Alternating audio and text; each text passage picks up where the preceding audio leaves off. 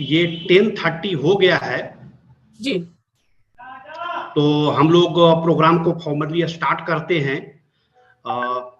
राजेंद्र सिंह साहब जो हैं वो एक SDMA का कॉन्क्लेव है, अभी उसमें है, अभी इस बीच में अगर फ्री होते हैं जी। तो वो ज्वाइन कर लेंगे। डॉक्टर अनीता भटनागर जैन मैडम दिख रही हैं ऑलरेडी और बहुत सारा एनर्जी के साथ, तो वो आई हुई है। तो हम लोग प्रोग्राम को स्टार्ट करते हैं क्योंकि टाइम से चलना भी एक बहुत बड़ी बात है इमरजेंसी में। Please start. First of all, I would like to wish everybody a very happy International Women Day. And today we are celebrating this day largely on the Prime Minister Agenda 3, which he has declared during the ASEAN Minister Conference for DRR in 2016, which talk about building women leadership in DRR. So we are dedicating this day and discussion through this webinar on building women leadership in DRR. I am Tanushree Verma, and I welcome you all in this international webinar. As we know that women empowerment is a process of personal and social change through which they gain power and meaningful choices and control over their lives. Studies have shown that disaster fatality rates are much higher for women than in men. This gendered asymmetry in vulnerability to disaster risk is rooted primarily in geographic, economic, social, and educational information and political power imbalances which persist in our society. Although many efforts have been made to mainstream women in all dimensions of society through major projects and centrally sponsored scheme, especially in DRR, also we have seen that National Disaster Management Plan 2019 do emphasize on social inclusion, focusing on gender perspective for DRR, and PM Agenda 3 focus on specific on women leadership involvement in DRR. However, more work still need to be done in this field so that women should not be considered only as a vulnerable section of the society, but they should also get the opportunity to participate equally in risk reduction process. In this background, Jain for Solution is celebrating this International Women's Day, which is a global day to celebrate the social, economic, cultural, and political achievement of women, while also making a call to action for strengthening gender equality for women empowerment. Now, I would like to invite Mr. Nakul Kumar Tarun, Director, Jain for Solution, to give the welcome address. Please. Over to you, Tarun. Thank you, Tanushree. बिल्कुल programme का tone यही है जो अभी आप कह रही थी, और इसीलिए हम लोगों ने बिल्कुल जो हमारे स्पीकर्स हैं वो बिल्कुल डाइवर्स एरिया को कवर करते हुए आज हम इसे सेलिब्रेट करेंगे। मैं अपने तरफ से, हालांकि अभी श्री राजेंद्र सिंह जी साहब एक कॉन्क्लेव को इनॉग्रेट करने के लिए फिजिकली गए हुए हैं चेन्नई, तो वो फ्री होंगे तब आएंगे, फिर भी मैं उनका वेलकम करता हूं। और मैं डॉक्टर अनीता भटनागर जैन मैम का वेलकम करता हूं। She talk very good and length, very informative, तो मैं आप सबको कहूंगा कि आप उनको सुने।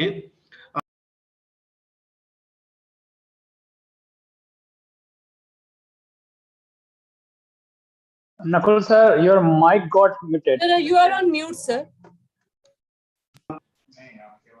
अच्छा, अभी अब ठीक है जी, वेरी गुड। तो मैं वेलकम करता हूं डॉक्टर मंजू पवार का। ये वुमेन स्टडीज सेंटर हरियाणा में एक वुमेन स्टडी है हरियाणा में, उनके डायरेक्टर हैं, उनका व्यू हम लोग को सुनना चाहिए आज। और उसके बाद मैं वेलकम करता हूं MS रिसा सैयद का। ये वो पेशे से लॉयर हैं, लेकिन सत्यार्थी फाउंडेशन में ये एज ए प्रोग्राम मैनेजर काम करती है और वुमेन राइट्स पे काम करती, चाइल्ड राइट्स पे काम करती हैं। इसके बाद हमारे जो यंग ब्रांड एम्बेसडर हैं, यंग इंजीनियर अवधेश कुमार जी, जो डिसास्टर मैनेजमेंट को इंजीनियर्स के नॉलेज से के एंगल से देखते हैं, मैं उनका वेलकम करता हूं। और ऑफ कोर्स जो पहला आवाज आपने सुना हमारी मॉडरेटर आज की तनुश्री वर्मा का मैं वेलकम करता हूं। और आप सभी, जैसे अभी मैं सुन रहा था डॉक्टर श्रवण कुमार को, सिविल डिफेंस पटना से हैं, मैं राजेंद्र देवरा जी को उड़ीसा से आए हैं, उनको श्रृंखला जी को जो पंजाब से आए हैं, कुलदीप को, मैं सबको देख रहा हूं कि सब लोग जहां हैं वहीं से इस डे को सेलिब्रेट करने के लिए आए हैं। मैं आप सब लोगों का स्वागत करता हूं और मैं ऐसा विश करता हूं कि हम लोग जिस पर्पस के लिए बैठे, बड़ा फ्रूटफुल और बड़ा नॉलेज शेयरिंग इंटरेक्टिंग प्रोग्राम हो। आज के जो मुद्दे मुझे समझ में आते हैं वो हम लोगों को इस बात पे डिस्कस करना है कि क्यों नहीं, अगर ये आबादी आधी है तो क्यों नहीं इन्हें आधा लीडरशिप कम से कम इनके पास होना ही चाहिए डिजास्टर रिस्क रिडक्शन में। ऐसा मैं पर्सनली फील करता हूं कि मैं एज ए आदमी जब अपने हिसाब से मैं आपदा को देखता हूं या उसका रिएक्शन और या उसका मिटिगेशन या उसका प्रिवेंशन देखता हूं, तो कुछ चीजें ऐसी हैं जो एज ए आदमी मैं वुमेन वाला एंगल को मिस कर जाता होऊंगा। भले मैं इंटेंशनली नहीं करता होऊंगा, लेकिन अनइंटेंशनली भी मिस कर जाता होऊंगा।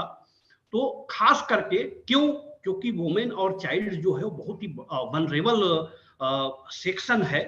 ऐसा मैं केवल नहीं कहता, हमारे साथ पूरी दुनिया है एग्री इस बात के लिए। तो मैं ऐसा विश करता हूं कि आज हम लोग इस नतीजे पे पहुंचे कि क्या किया जाए जिससे कि बराबर का हिस्सेदारी हो, कम से कम, कहां रिस्पॉन्स में हो या ना हो, पॉलिसी मेकिंग में जरूर हो। क्योंकि अगर पॉलिसी होएगा तो बाकी चीजें अपने आप ही होने लगेगी। इन्फोर्समेंट में जरूर हो, अगर इन्फोर्समेंट होगा उस पॉलिसी का तो बाकी की चीजें अपने आप ही ग्राउंड पे धीरे धीरे गांवों तक परकुलेट होने लगेगा। तो मैं इसी शुभकामनाओं के साथ, क्योंकि आज बहुत ही रिलेटेड लोग आए हुए हैं, I will love to hear them. Thank you everybody, welcome you all again. Hand over to Tanushree Verma. Thank you, Nakulji. And you have rightly said that we have to involve them in our implementation process. The 50% population of India or globally in implementation process of those policies and programs which talk about women inclusion, not only in DRR but other sectors, as disaster risk reduction and women issues are cross-cutting across socioeconomic development sectors. Making disaster risk reduction gender sensitive is essential to achieving the sustainable development goals. And it has been observed that gender equality and women empowerment are key to success of all post-2015 multilateral agenda, including 2030 agenda, the Paris Agreement, the Sendai Framework for Disaster Risk Reduction, and all future actions on reducing climate and disaster risk. One of the priority area of SFDRR also talk about understanding disaster risk. So we need to understand all those risks in which women or children might face during and aftermath of disaster, which nowadays we can see the global humanitarian crisis which is happening.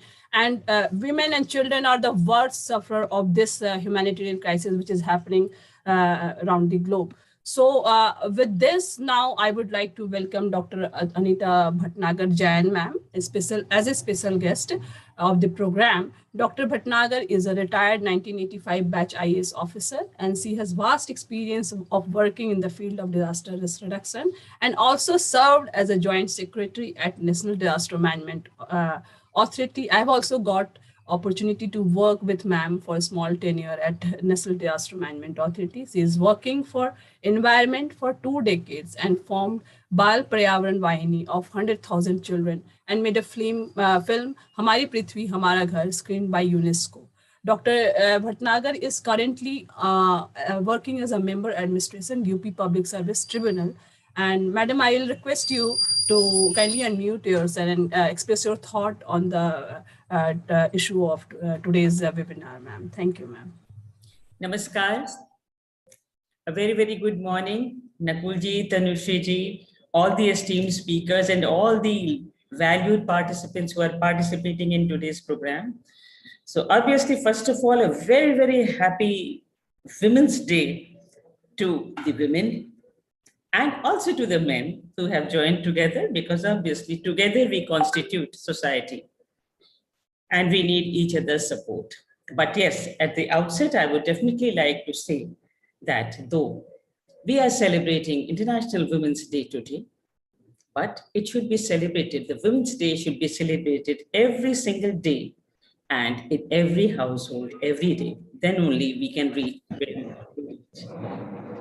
So today, in fact, I would not be speaking, focusing on disaster management and role of women in that, but I would like to speak on why the status of women and where they are in each society is important in context of disaster risk reduction. Yes, as Tanushri very rightly said, we want that women should not be portrayed or their role should not merely be as survivors, but they should, until and unless they don't take part in decision making, they are part of the committees, they are the leaders, the local leaders. Doesn't matter whether in a huge setup or not. Till that time, the effectiveness of DRR would definitely be hampered. So we do not work in DRR in a side. If we talk of a particular society, obviously the question is, what is the condition of women in that particular society? And when we talk of women and their freedom and their role and their progress, there are a number of questions which come to my mind. As a girl, do I have the freedom to study? Do I have the freedom to say no, that I will get married after a certain time? Do I have the freedom to be economically self-reliant? Can I say no? That my body should not be abused and my body is not a thing to be used for the purpose of revenge? Do I have the right to take a decision about my life, a life to be lived with dignity? These are various issues. If answers to these questions can be given by the girls and the women in a particular society, they will determine what their role would be in context of DRR in that particular scenario. Of course, this is a very, very complex issue, social, economic, and psychological aspects. But like very rightly said, I mean, from every forum, since years we have been hearing that women constitute 50% of the population. And yes, they should be given their share. Without them, we will not improve. The society will not progress. But the question is, I think Women's International Day is a point where we assess where exactly we are. What are the issues? What are some solutions to those issues? Obviously, because there are a number of issues. There is obviously no doubt that we have made a lot of progress. But yes, the pace of progress, can we do something about it? I have completed 37 years of service and superannuated after that. I remember when, as a young college student, I was sitting for the civil services examination. And then what the condition of women was then and what the percentage of women was then in the various jobs, even in the administrative services. The scenario has changed, but it has not changed at the pace at which I thought it would change. And it is a common thought which I discuss with a number of women who are in various sectors. We know in India that women constitute 48.3% of the population. And out of this, 66.3% of the women are in the productive age group of 16 to 65 years. Obviously, this productivity does not relate to reproduction. This productivity relates to economic productivity, being a human resource for the society and for the country. 66.3 sounds very, very good. Yes. But then the question is that out of these 66.3%, how many women are actually or will actually be an asset and would be able to help in the productivity of the country? There are some very heartening, figures. The National Health Survey recently gave us the figures that there are, on an average, 1,020 women per 1,000 men, which is wonderful. I mean, we stand somewhere equal to many of the developed countries. But when we compare this child sex ratio at birth it is 952 women for 1,000 men. So obviously, what does it convey? It conveys that our penchant or our preference for the male child is still there. In the Global Peace and Security Index, India has been ranked 148 out of 170 countries. So, it is good that things get measured, because then these kind of figures and statistics only convey what the real picture is and what we actually want to do about it. Because until and unless we don't have statistics or some kind of surveys or figures, we would really not know what the actual situation is and what we need to speed up and how to proceed about it or how we change the direction. In context of Corona, the condition of women has been affected very, very adversely. In fact, they have borne the brunt. There has been an increase in domestic violence. A number of women lost their jobs in comparison to men because naturally, in our society, it is considered that when it comes to jobs, I even read about a survey about this, that in the context of jobs, it is considered that, yes, a man has more right to a job than a woman. So that's another issue. I would not like to go into that. But during these pandemic times, the age of marriage has also gone down. The uncertainty and faced with such circumstances, maybe these spurred people to marry off the daughters and do whatever was possible in a very, very limited field of time. The increase in working women, the parliamentarians are 10%, in IAS 12%, IPS 7%. Not very heartening figures, but still. The issue is a number of political parties also in these elections recently, they committed that there will be 40% seats for women. And Mr. Kamal Hassan's political party interestingly raised the issue of economic valuation of the household work which the women do. Very interesting concept, because generally when you get introduced to ladies, some of us are working outside the house, yes, but almost all are working in the house. Some are not working outside. And when you meet and then they just say, oh, I'm just a simple housewife. No, you are not just a simple housewife. The amount of work which you are doing at home, unfortunately, it is thought that you are supposed to do that work and it is not measured. So I'm very, very happy that this kind of idea was floated by this concerned political party of Mr. Kamal Hassan, and to value how much is the output economically of a woman. And one such survey said that on an average, a woman spends 5 hours daily. Of course, it may vary, but this is an average. A woman spends 5 hours daily in context of household work, and a man spends 30 minutes. I was very happy to even find that 30 minutes because that was also a surprise. So when we see in the society around us, different areas, different regions, caste issues, religion issues, so complex in our country. So obviously, the women and their power in decision-making is at various phases in our country. Recently, I was attending a function. We have been celebrating Azadi Ka Amrit Mahotsav. And the comparer, because there were some, girls performing on the stage, and the next program was also going to be of the girls. So the comparer, in order to exhort, the audience, said that people who agree with me that our daughters have brought fame to the country in the Tokyo Olympics, please raise your hand. Surprisingly, nobody raised their hands.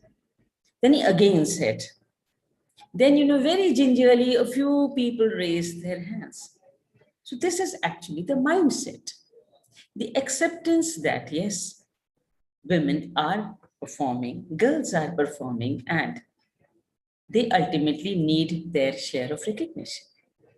And if we talk of 2021 and the recent developments, the girls have performed so well. The Mirabai Chanu, Sandhu, our hockey team, Lovelina, Aditi, I mean, so many names. We even got the Miss Universe title. It was brought home after 21 years. And yes, 3 Supreme Court judges, lady Supreme Court judges. But on one hand, I thought after 75 years, it took us 75 years to have 3 lady Supreme Court judges. So it's good that at least now we have 3 of them. The National Defense Academy, which for 66 years had kept its doors closed to women, finally opened them at the behest of the Supreme Court.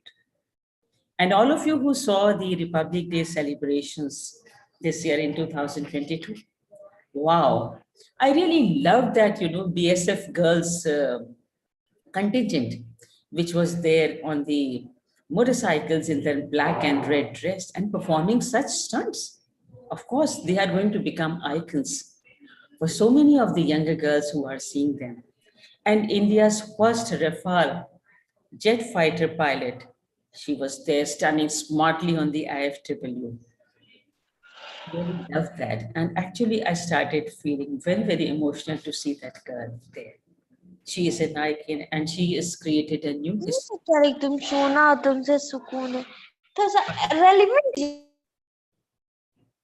Can I speak, please?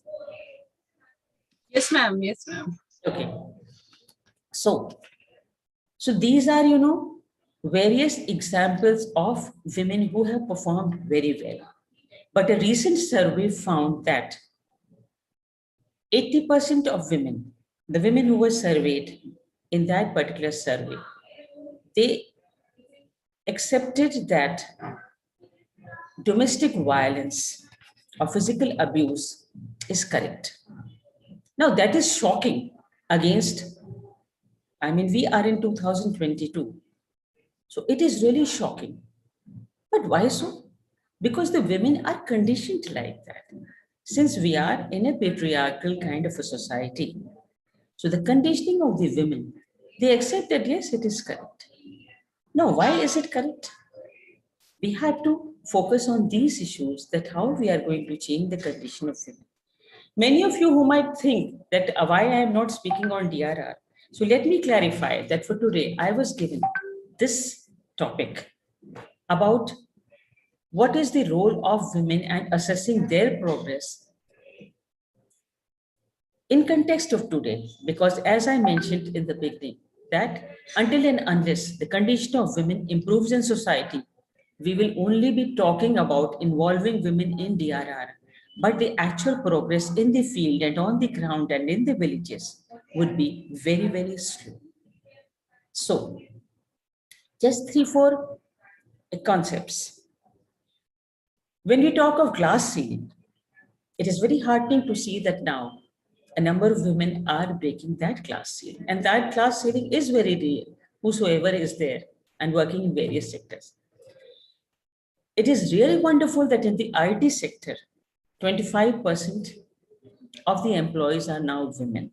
But yes, obviously in many of the sectors, there are more women, but the number of women who rise to leadership positions, because those who rise to leadership positions will actually make the major difference. The others will also make a difference, but those will definitely. Somehow in our society, the general traditional concept of a woman has been that women is an epitome of making sacrifices. There's nothing wrong in making sacrifices.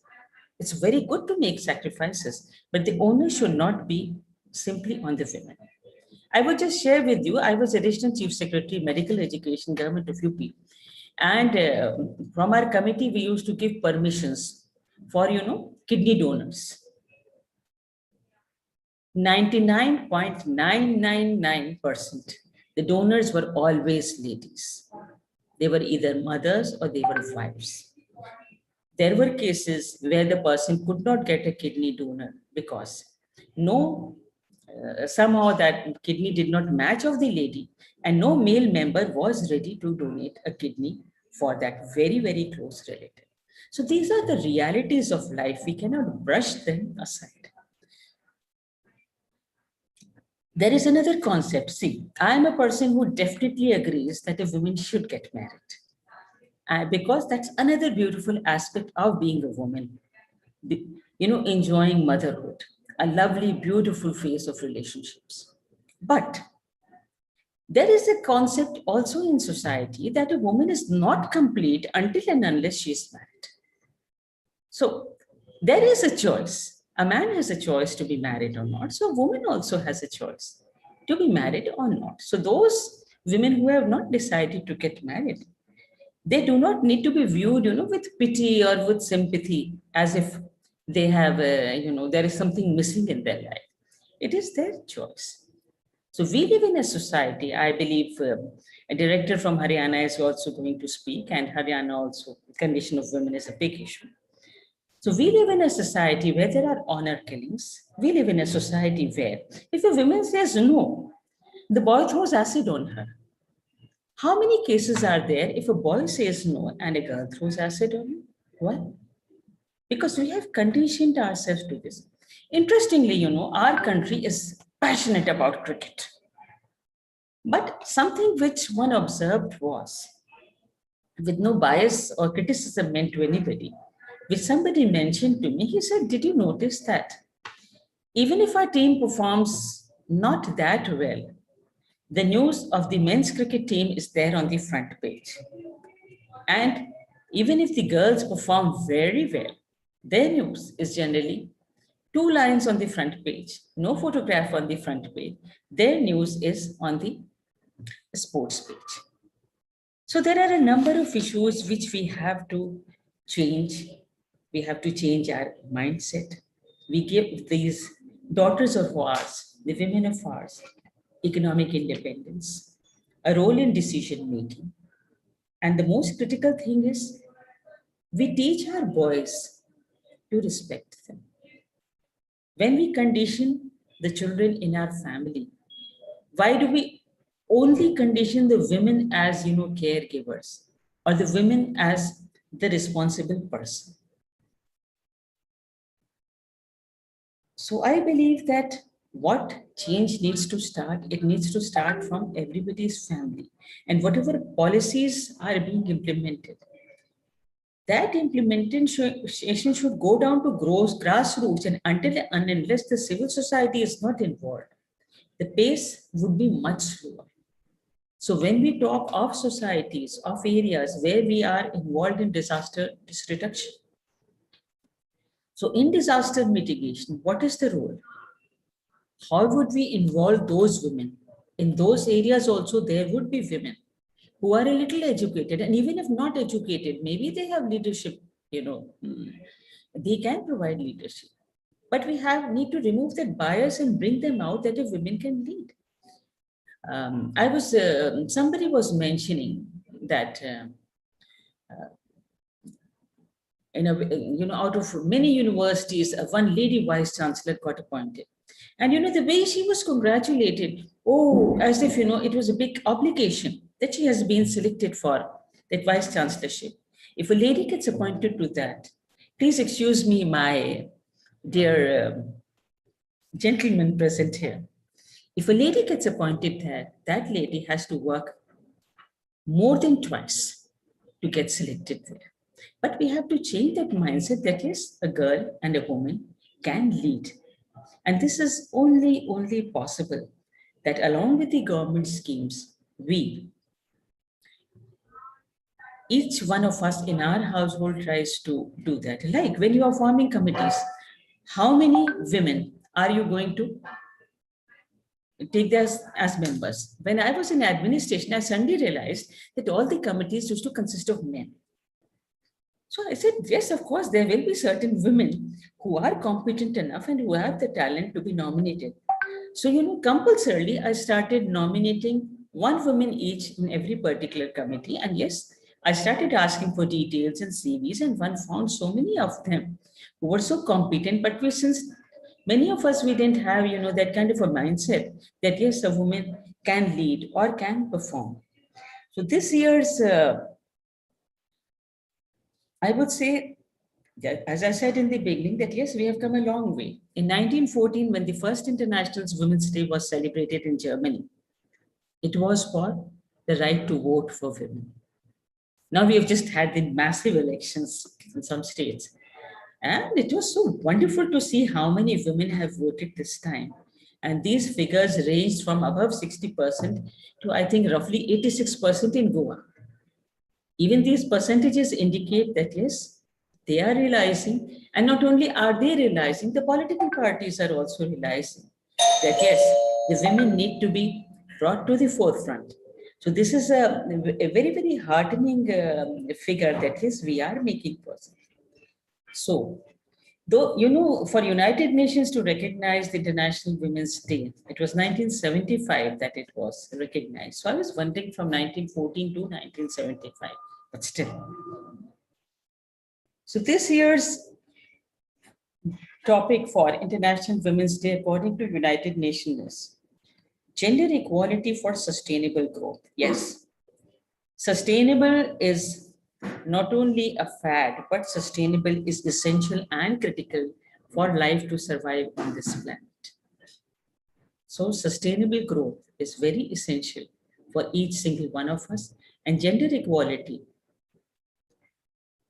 of course, gender equality in various ways is important for these various kinds of growth to be achieved. Now, I would ask Nakulji, since I had, asked Nakulji that there is a short story regarding, the women. I think I would just like to, I had mentioned, or I did not mention, that I write stories for mainly on children, but even on gender since last 11 years. And now my books are in roughly, they've been translated and are now available in 13 languages. I do stories in English and Hindi. So I have a story which was screened last year on the occasion of the Women's Day at various forums, and it is called Ek Din Ki Durga, क्योंकि हम नवरात्रि में तो दुर्गा जी की पूजा बहुत करते हैं, पर अपने घर की दुर्गा की वास्तव में पूजा कितनी करते हैं. So if you have the time, I can share it. If you do not, please tell me. No, please, ma'am, you share, please. So now I will try and share it because this is a Zoom meeting and I am not very technically savvy. So I'm hoping that I'm able to share it, okay? So after we finished sort of that story, it's roughly around 7 minutes, then I'll just like to speak for exactly 1 minute, okay?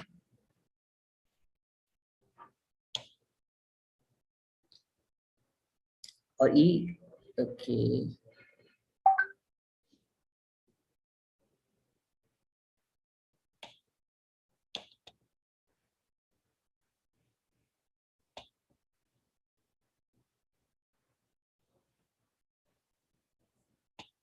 नमस्कार, मैं doctor Anita Bhatnagar Jain. Can you hear it? आपके समक्ष उपस्थित हूँ अपनी नई कहानी लिए। Yes, ma'am. Fine. मैं भारतीय प्रशासनिक सेवा में अपर मुख्य सचिव के पद से सेवानिवृत्त हूँ और वर्तमान में member UP public services tribunal के पद पर कार्यरत हूँ। मेरी कहानियां पर्यावरण और नैतिकता पर केंद्रित होती है, तो लीजिए सुनिए एक दिन की दुर्गा। लक्ष्मी, दशहरा कब का है? मैडम की आवाज खाने के कमरे से आई। बर्तन बीच में धोता छोड़ नल बंद कर लक्ष्मी किचन के दरवाजे पर आई। मैडम जी, शायद अगले महीने की 14 या 15 तारीख को है। अब हमारे लिए तो सारे दिन एक बराबर हैं, इसलिए त्योहार याद ही नहीं रहता। लक्ष्मी के पीछे से झांकती हुई लड़की को देखकर मैडम ने कहा, तुम्हारी लड़की है क्या? क्या नाम है इसका? चलो चलो मैडम जी को नमस्ते करो। शर्मा गई। दुर्गा नाम है इसका। मंदिर के पंडित जी कहते थे कि नाम का बड़ा प्रभाव होता है, इसीलिए उन्होंने ही इसका नाम दुर्गा रख दिया। वैसे मैडम जी, अभी तक हमारे नाम का असर तो हमें पता नहीं चला। लक्ष्मी ने हंसते हुए कहा, आज स्कूल नहीं गई? पहली बार आई? नहीं मैडम जी, दुर्गा स्कूल नहीं जाती है। अब जब हम घर घर काम करते हैं तो अपने घर में कपड़े बर्तन यही तो धोती है, और अब तो थोड़ा थोड़ा खाना भी बनाना सीख गई है। पहले दादी के साथ छोड़ देते थे, लेकिन वो भी पिछले सप्ताह हर रोग से हार गई। अब लड़की जात है, अकेले कोठरी पे कैसे छोड़ दें? और वैसे भी मैडम जी एक ही बच्चे की फीस दे सकते हैं, तो इसका छोटा भाई है ना, वो प्राइवेट स्कूल में जाता है। अरे लक्ष्मी, लड़की पढ़ेगी नहीं तो अपना भाग्य कैसे बनाएगी? मैडम ने कहा। मैडम की बात नन्ही दुर्गा के मन में कहीं न कहीं घर कर गई। लक्ष्मी को दशहरे की तिथि याद नहीं थी, लेकिन दुर्गा को पता था कि अगले महीने की 14 तारीख को नवरात्रि की नवमी है। उसे पूरे वर्ष नवरात्रि का ही तो इंतजार रहता। पास के पार्क में पंडाल लगता, रंग बिरंगे पर्दे, और स्टेज पर दुर्गा माँ की बड़ी सी मूर्ति। दुर्गा माँ के अनेक हाथों में अलग अलग शस्त्र और पैरों में भयभीत राक्षस। शंख और घंटों के साथ जब शाम को आरती हुई तो दुर्गा का मन उत्साह से भर उठा। 2 साल पहले दुर्गा को मैडम के यहाँ से मेरे पुराने कपड़ों में एक गुलाबी गोटे की फ्रॉक मिली थी। अब थोड़ी छोटी हो गई थी, लेकिन दुर्गा को बहुत प्रिय थी। शाम को बालों में कंघी कर, आंखों में मोटा काजल लगा, गुलाबी गोटे की फ्रॉक पहनकर वो पंडाल के बाहर खड़ी हो जाती। पर इस बार दुर्गा को चिंता थी कि कोरोना की वजह से पंडाल लगाने की अनुमति मिलेगी कि नहीं, और इस बार आस पड़ोस के लोग नवरात्रि में कन्याओं को खाने के लिए बुलाएंगे भी कि नहीं। वर्ष भर की प्रतीक्षा के बाद केवल एक दिन ही तो दुर्गा की पूछ होती। उसके पिता भी सुबह से कहते, दुर्गा स्नान कर लिया? आज तो घर घर तुम्हें मेम साहब बुलाएंगी, माथे पर टीका लगाएंगी, हलवा पूरी चना खिलाएंगी, और साथ ही साथ पैसे भी देंगी। हमारी दुर्गा तो आज महारानी बनेगी। उस दिन दुर्गा के घर अलग अलग तरीके के ढेर सारे पकवान आ जाते। आते ही दरवाजे पर पिताजी मिल जाते, जो उसे गोदी में उठा लेते, प्यार से उसके सिर पर हाथ फेरते और कहते, दुर्गा महारानी तो आज पैसे वाली है। दुर्गा चुपचाप फ्रॉक की जेब से पैसे निकालकर पिताजी की हथेली पर रखती। पैसे देखकर पिताजी की आंखों में चमक आ जाती। आज पिताजी शराब के 2 पाउच पिए, और हाँ, माँ की पिटाई भी दुगनी होगी। दुर्गा माँ के चित्र के नीचे माँ चीखती रहेगी। दुर्गा सोचती कि जब दुर्गा माँ सब राक्षसों का संहार करेगी तो मेरी माँ को क्यों नहीं बचा। जो कुछ भी, दुर्गा को दशहरा सबसे अच्छा लगता। नाम के लिए, एक दिन के लिए ही सही, पर नवरात्रि की समाप्ति पर उसके पिता उसे खूब प्यार करते। एक दिन को उसे अपने भाई के बराबर ही नहीं, लेकिन उससे अधिक महत्ता मिलती। एक दिन को दुर्गा को देवी की तरह माना जाता, और वो एक दिन की दुर्गा बन जाती। धीरे धीरे लॉकडाउन खुल रहा था। जिलाधिकारी ने पंडाल लगाने की अनुमति दे दी थी। एक बार में 20 लोग ही अंदर जा सकते थे, और हाँ, मास्क लगाना तो जरूरी था। शाम को दुर्गा पंडाल के बाहर अपने चिर परिचित स्थान पर खड़ी थी। तभी सामने से एक गुलाबी स्कूटी पर पुलिस की यूनिफॉर्म और टोपी में एक महिला आई। पता चला कि वो पिंक ब्रिगेड में, जो कि महिलाओं की सुरक्षा के लिए बनाई गई है, उसकी सिपाही है। तभी सामने से पंडाल की ओर आती 2 लड़कियों को देखकर नुक्कड़ पर पान की दुकान पर खड़े एक लड़के ने जोर से सीटी मारी और अपनी शर्ट का कॉलर ऊंचा करते हुए अपनी गर्दन से एक लड़की को अपनी तरफ आने का इशारा किया। बिजली की गति से उस महिला सिपाही ने उस लड़की की गर्दन दबोची और धकेलते हुए बोली, चलो तुम्हारी हीरोगिरी जरा हम भी तो देखें। दुर्गा अचंभित रह गई। उसने सोचा कि सिपाही तो वास्तव में दुर्गा माँ है, जो बुरे लोगों को पकड़ रही और उनको सजा दे रही। उस शाम आरती के बाद पंडाल में देवी माँ के सामने हाथ जोड़कर दुर्गा ने पुलिस में जाने का सपना देखा। और देवी माँ से आशीर्वाद मांगा। मानो देवी माँ ने दुर्गा को तथास्तु कह दिया। मैडम ने गरीब लड़कियों को जब अपने घर पढ़ाने के लिए बुलाया तो दुर्गा को भी बुलाया। मैडम न केवल पढ़ाती बल्कि कॉपी किताबें देती और साथ में बच्चों को फल भी खिलाती। कुछ समय बाद मैडम ने दुर्गा का दाखिला एक स्कूल में करा दिया और उसकी फीस भी दी, बस शर्त एक थी कि नंबर अच्छे आने चाहिए। दुर्गा को तो अब जैसे पढ़ाई का 15 वर्ष बीत गए थे। आज यूपीपीएससी की परीक्षा का परिणाम घोषित होना था। धड़कते दिल और कांपते हाथों से दुर्गा ने परिणाम में अपना नाम ढूंढना शुरू किया। उसकी खुशी का ठिकाना न रहा। वो पुलिस में चयनित हो गई थी। दुर्गा माँ ने उसका सपना पूरा कर दिया था। अब एक दिन की दुर्गा की जगह वास्तव में दुर्गा हो गई थी। अगर आपको ये कहानी पसंद आई है या इसमें आपके मन को छुआ है तो कृपया इसे लाइक कीजिए और सब्सक्राइब कीजिए, जो कि पूर्णतया निःशुल्क है, जिससे कि आप तक मेरी भविष्य की सारी कहानियां पहुंच सके। नमस्कार।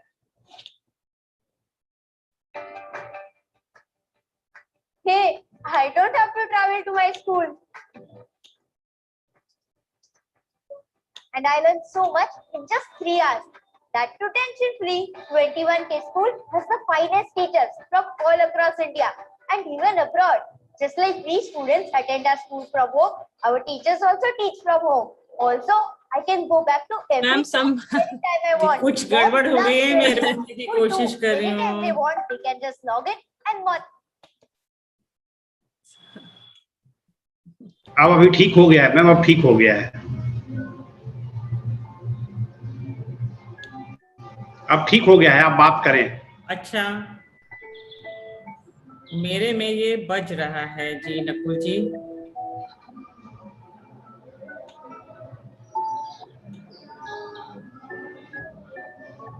हाँ, कुछ मेंडोलिन की आवाज तो आ रही है। हाँ, मुझे आ रही है। Please bear with me for a minute. Ma'am, volume कि कम से कम स्टोरी तो आपने देख ली। अब I am trying to search कि how do I get back to you guys. But we are able to hear you, ma'am. You can proceed. Okay, fine. So, okay, I will do that. You. So, what I just wanted to Yes, say sir. that in this story, Ek Din Ki Durga, we have different characters which portray what the reality in society is. On the one hand is Lakshmi, who is accepting everything. And there is boys' preference for a private school. And though the girl, is learning household work, there are safety issues that the girl cannot be left alone since the grandmother has expired, a very, very practical, problem. Then she accepts that she has to she will be beaten. Her husband will drink and she will get beaten. And she cannot even think that she can raise a voice. So that is acceptance. What we talk of, 80% women responding that yes, they accepted that they can be subjected to physical abuse. The father, an alcoholic, he abuses physically, and obviously a preference for a son, not for a daughter, very, very clearly, rather an extreme other example. And then we have Madam, who is helping in the education. She is helping economically. She's also encouraging Lakshmi that she should get her daughter to teach. कि अगर लड़की पढ़ेगी नहीं तो अपना भाग्य कैसे बनाएगी, क्योंकि भाग्य बन के नहीं आता, भाग्य खुद बनाना पड़ता है. And she is helping economically, emotionally, and in other ways. And then we have our central cast, the girl who becomes a Durga for all the days. So yes, let us not worship our women only for a day or only in pictures or in statues. Let us give them an opportunity so that they can become Durga. So thank you very much. I would just end with a slogan which I gave to my Children's Environmental Army, which is relevant for everybody, I think, whatever our ages are and wherever we are. One earth, one life. One earth, one life, because we have only one earth where we have life. And even if we believe in reincarnation, we do not remember from where we came and where we are going next. So one earth, one life. Let me make the difference. Thank you so much. And may the status of women change and they be roped in for powerful, decisive roles in women TRR. Thank you so much. Thank you, ma'am. And it was very enlightening to see, listen to you and our own, the knowledge base, the thought process got enlightened and improved also, because we have come a long way, ma'am. You talked about 1946 when we started this International Women's Day. And at that time, we celebrated this day for getting right to vote, but we could see that from that time to now, we have come a long way, and society also has changed a lot. Since behavioral and attitudinal change is a social change, it's like a climate change, it's a social change. It take 30 to 40 or one generation completely to change, bring out this kind of behavioral and attitudinal change, which is very deep rooted in our society. And sometimes I have also noticed that women themselves need to change their perspective, that how they should get handled by the society, and how they should own or they should create that position in the society to get ownership in decision-making process. So there is a immense need to change the perspective of women also in each household, so that they can be able to enhance their position within the household and then larger community and society. Because due to social setup, women are always considered as a prime caregiver to the children. And as a result of this, after disasters also, we have seen that women are facing higher vulnerability for disaster. And in reality, while women vulnerability to disaster are often highlighted, their actual potential or actual potential to respond to the disaster have got overlooked, because they themselves sometimes do not accept that what important role they could play in not only in disaster management, but also in various facets of life. So thank you, ma'am, for this sharing your thoughts on this issue. And as we know that we have this 73rd, 74th constitutional amendment, which you have also talked about, which provided the Panchayati Raj institution and urban local bodies with women participation. And it is an institution of self-governance where we talk about women leadership up to the Gram Panchayat level. And it opened a new vista of women journey to participate in leadership process at grassroots level. So with this, we have Dr. Manju Pawar, Director of Women Studies, BPS University, Women University, Sonipat, Haryana. And she has experience of 15 years in the field of research and development, especially in the area of women empowerment and rural development. So I will request Dr. Manju to kindly discuss the issues of Panchayati Raj institution when we talk about women leadership in Panchayati Raj institution, especially in governance process, and also in disaster risk reduction. So over to you, Dr. Manju. Okay, thank you, Tanushree. Shri Rajendra Kumar, who is the chief guest of today's program, Dr. Anita Bhatnagar, special guest, Mr. Nakul Kumar ji, Ms. Risha, Mr. Avdesh ji, and Tanushree, and dear participants. Thank you, Tanushree, for giving me this wonderful opportunity to become the part of this program, and wish you a very, very happy International Women's Day.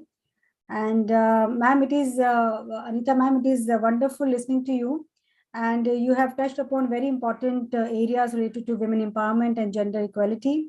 Or Ek Din Ki Durga really depicted the today's reality of women. So thank you so much, ma'am. Thank you. Tanushree, can you please help me in showing my presentation? So my presentation is based Kindly on give me sharing rights. Sorry. I'm just asking for giving sharing rights. Dharmik, please give me. Yeah. Okay. So my presentation is based on the field level, the field experiences that I have. And as Tanushree mentioned that I belong to Women University, BPS Women University. It is the first women university in North India. So I will be sharing my experiences of working with women leaders at the panchayats level. So if you look at the women leadership in disaster risk reduction, next, G, thank you. So when we see the India unique condition, the geographical and climate condition make it very, very vulnerable to various natural as well as man-made disasters such as floods, drought, cyclone, earthquake, landslides, and forest fires. And if you look at the latest report, it is mentioned that 77% of the area is disaster prone. And as one of the document of the Ministry of Home Affairs in 2011, India has faced around 431 major disasters over the last 3 decades, resulting in enormous loss of life and property. Next. So like women, they are the important key stakeholders, be it disasters or any development sector we talk about. And many international policies and programs have identified women as the one of the most key stakeholders in any disaster management, and they play a very, very important role in disaster response and recovery stages, particularly at the household level, but their role in decision making at different level, particularly in the disaster risk governance, is very, very limited. And the General Assembly of Beijing Platform for Action 2005 explained the role of women at all the levels of environmental decision making. And not only at the environment, but any goal we take, sustainable development goals, women are important stakeholders in achieving the goal of any program, schemes, or any other agenda related to development sector. And there is no denying that if they are not participating, if they are not, becoming the part of the decision making, their status of equality and development cannot be achieved. Next. Now, what are the challenges before women leaders? As I mentioned, that I will be sharing my field-based experiences, the university which has been working in the nearby villages. So the first challenge that the women leaders have, one is the lack of decision-making capacities. Because like today, we are going to celebrate this Women International Day in one of the villages, which is located nearby our university. And we see that the women are not, capable of making their decision makings. Why I'm saying that? Because we have seen so many sarpanches, the women sarpanches, either their husband or their other male members of the family, they are taking care of their decision makings. Sometimes the women, they want to come in front, but the lack of support from the family members is the major reason because of which the women are not able to make the decision making. But there are other part of the story where the women are, making a lot of, changes in the villages. They are participating in the Gram Sabha meeting. They are, becoming the part of the decision making. But if they are getting the opportunities and the family support, then they are, doing wonders in the grassroots democracy. Less knowledge and skills in terms of capacity on how to respond to any disaster or any issues. Like I mentioned that the attitude and the support of the family is very, very important. But when we talk about the women, capacity building is very, very important. When we talk about the capacity building, the 3 things is very, very important. One is the attitude, skill, and knowledge. Because I have seen in the rural areas, there are women who have the attitude to work in the, in the village development, but the skills and the knowledge which is required, like if you take the example of women sarpanches, they have the attitude, they really want to work for the village development, but sometimes they don't have the skill, they don't have the knowledge. Why they don't have the skill and knowledge? Because they are not exposed to that training where they can get that kind of knowledge and skills. Third point is the lack of awareness among women and families about how to avail government schemes. As we know that, there are so many schemes that the central government and the state government have been implementing from time to time. But at the grassroots realities, the women are not, particularly the women, they are not much aware about the schemes and programs. One of the main reasons why the women are not aware about this, because there's a lack of coordination between different departments, maybe there are so many schemes like the schemes of Balika Samriddhi Yojana or any other scheme that the central government, the state government have been implementing. But there's a lack of coordination between different departments. Like The sarpanch, the gram panchayat of the village is not aware about what kind of schemes are running. That the officers who are sitting at the district level or at the block level, they are not aware about how to percolate these schemes and programs. Though there are so many efforts made by the district administration or the state governments, but when we see at the grassroots level, the women, they are not much aware, maybe because they are not participating in the Gram Sabha meeting, or they have other challenges that we will discuss in the next slide.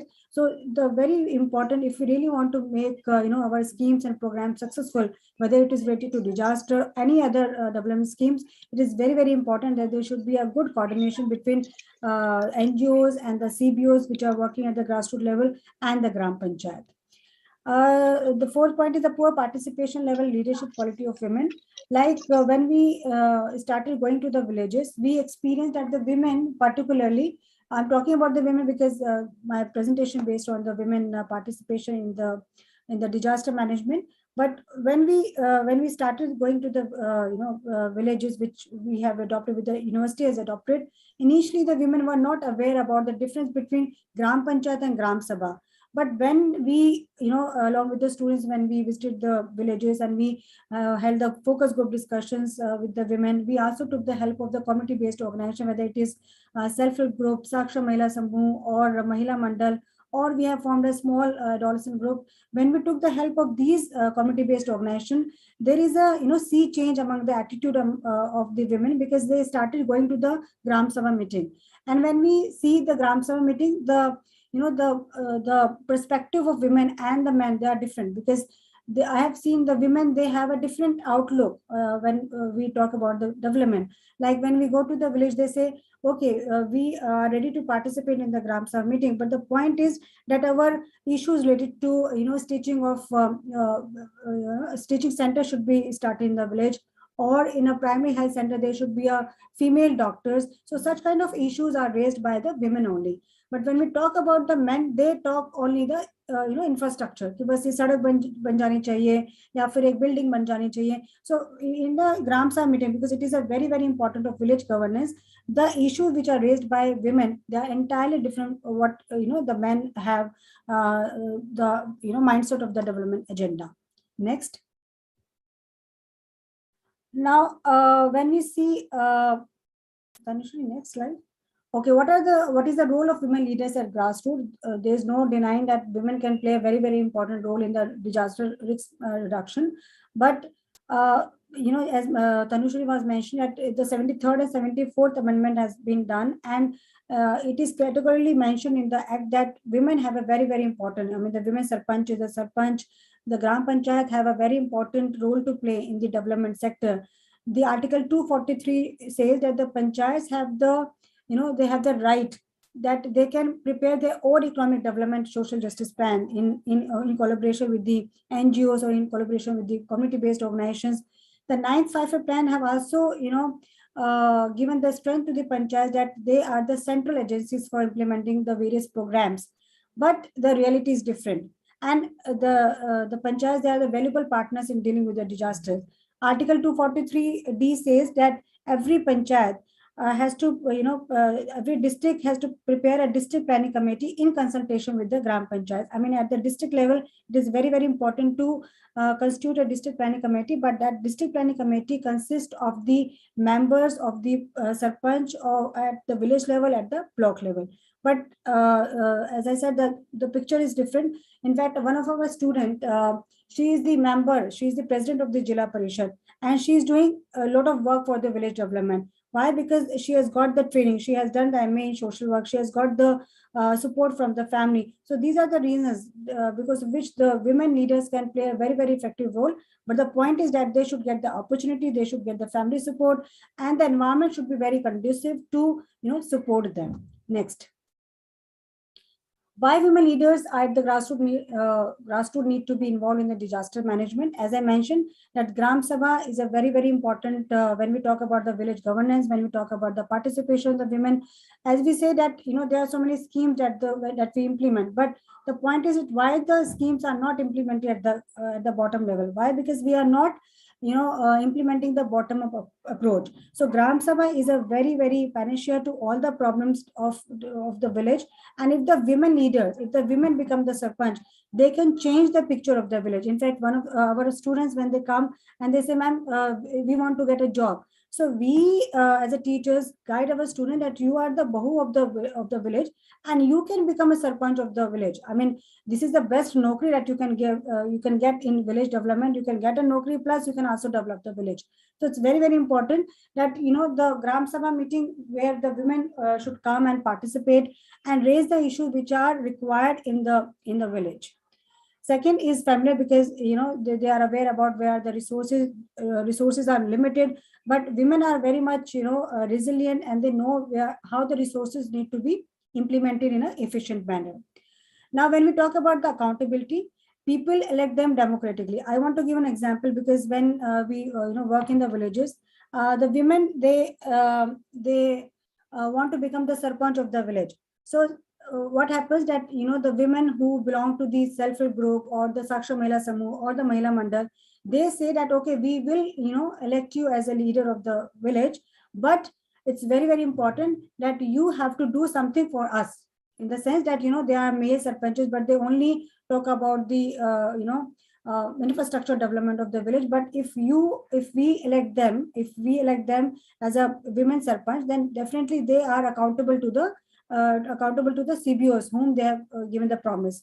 So it's very, very important that if a women sarpanch become a good leader in the village, definitely the community based organization which are women oriented, they support them, and definitely the women leaders do wonders with the flying colors in the village development. Now, when we talk about the transparency, yes, women are needed at the grassroots level, because they are very active in doing the social auditing. They are very transparent. Whatever the budget they get, they do full justice with the budget. So they can play a very, very important role in ensuring the transparency at the Grand Panchayat. Now, when we talk about the disaster impact more on the weaker sections of society. And the women, they are more prone to take care of the weaker sections of society. And definitely, if the women belong to the weaker sections of society, she not only takes care of her community, but the whole community she takes care of. So it's very, very important that the women should be given those opportunities at the grassroots level. Now, the spreading awareness and ensure people participation in fighting the crisis. I want to give, because COVID-19 was also a disaster, and our university has done a lot of work in the adoptive villages, because during that time the physical distancing we have to maintain. So what our university has done, that we have formed a WhatsApp group of the adoptive villages, and in these adoptive villages, not only the sarpanches, but the community-based organization played a very, very important role in ensuring the people participation, that the people, while maintaining the social distancing, they need to curtail the ill effects of the COVID-19. And our women, they took the task of stitching face masks. In fact, women, they called me that, ma'am, we want to stitch these face masks. And we also formed a task group in the village. Like, we identify the potential of women who can stitch better face masks, and the women who can do the marketing of these face masks. So we prepare a task force, so that we find out that okay, what is the potential of women, and how we can tap those potential and ensure their participation in any disaster. Next. Now, if you look at the status of women in the cycle of disaster, whether it is before, during, and after, one is that yes, there is an unequal representation of women in planning and decision making. If we see that not only the women sarpanch, but the members of the Gram Panchayat, be it women, because Anita ma'am was mentioning that we formed various committees, but in the various committees we only find that the women are just for the namesake. When we call a meeting, the women rarely come in the meeting. Only the men, they come and they make a decisions. Or if we talk about the Gram Sabha meeting, only the men, they call only the near and dear ones of the sarpanch, and they just call the meeting. If the women wants to know what is the agenda of the meeting, how the agenda to be written, what is the outcome of the meeting, these things, these development issues are rarely talked about in the Gram at the Gram Panchayat level or at the grassroots democracy. So it's very, very important that if we really want to empower our women, if we really want that the women should become active, stakeholders in the disaster management or any other schemes, it's very important that the women should become the part of the various committees. At the Gram Panchayat level, we see that there are so many committees are formed, like education committee, health committee, sanitation committee. But if we look at their documents, in their documents we will find their names. But if we ask them that when that meeting happened or what are your agendas, what are the things that you're going to discuss in that meeting, they are not aware. So these are the grassroots realities that I am sharing, that I have experienced in my 10 years work when I was starting in the university, and till date, with the intervention of the university, there's a change in the mindset of the people, particularly women, but still a lot need to be changed. Now the women capacity is overlooked. Previous one, women capacity is overlooked. Like I want to give an example. Initially, when I started working in this university, and we used to go to the villages and we used to form these self-help group. And the attitude of the bank, they were not very positive, because they used to say, now why are you wasting your time? Why are you wasting your energy and time on the women, because they are not going to form the SHGs. So it's very, very important that women need to be motivated, and the attitude of the bank or attitude of any government officials or any other person with whom they are working, that need to be changed. Otherwise, the women capacities are overlooked, and they are not that motivated to work for the village development. Now, during the disaster cycle, we see that there are so many cultural and social practices which restrict movement. Like I want to give example of Chopal. I'm constantly talking about the Gram Sabha meeting, because it is one of the area on which we work in the villages. And when we started the Gram Sabha meeting, most of the women, they were not ready to participate, and we asked, what is the reason why you're not participating, despite of many focus group discussion held with the women and our students under the guidance of the teachers.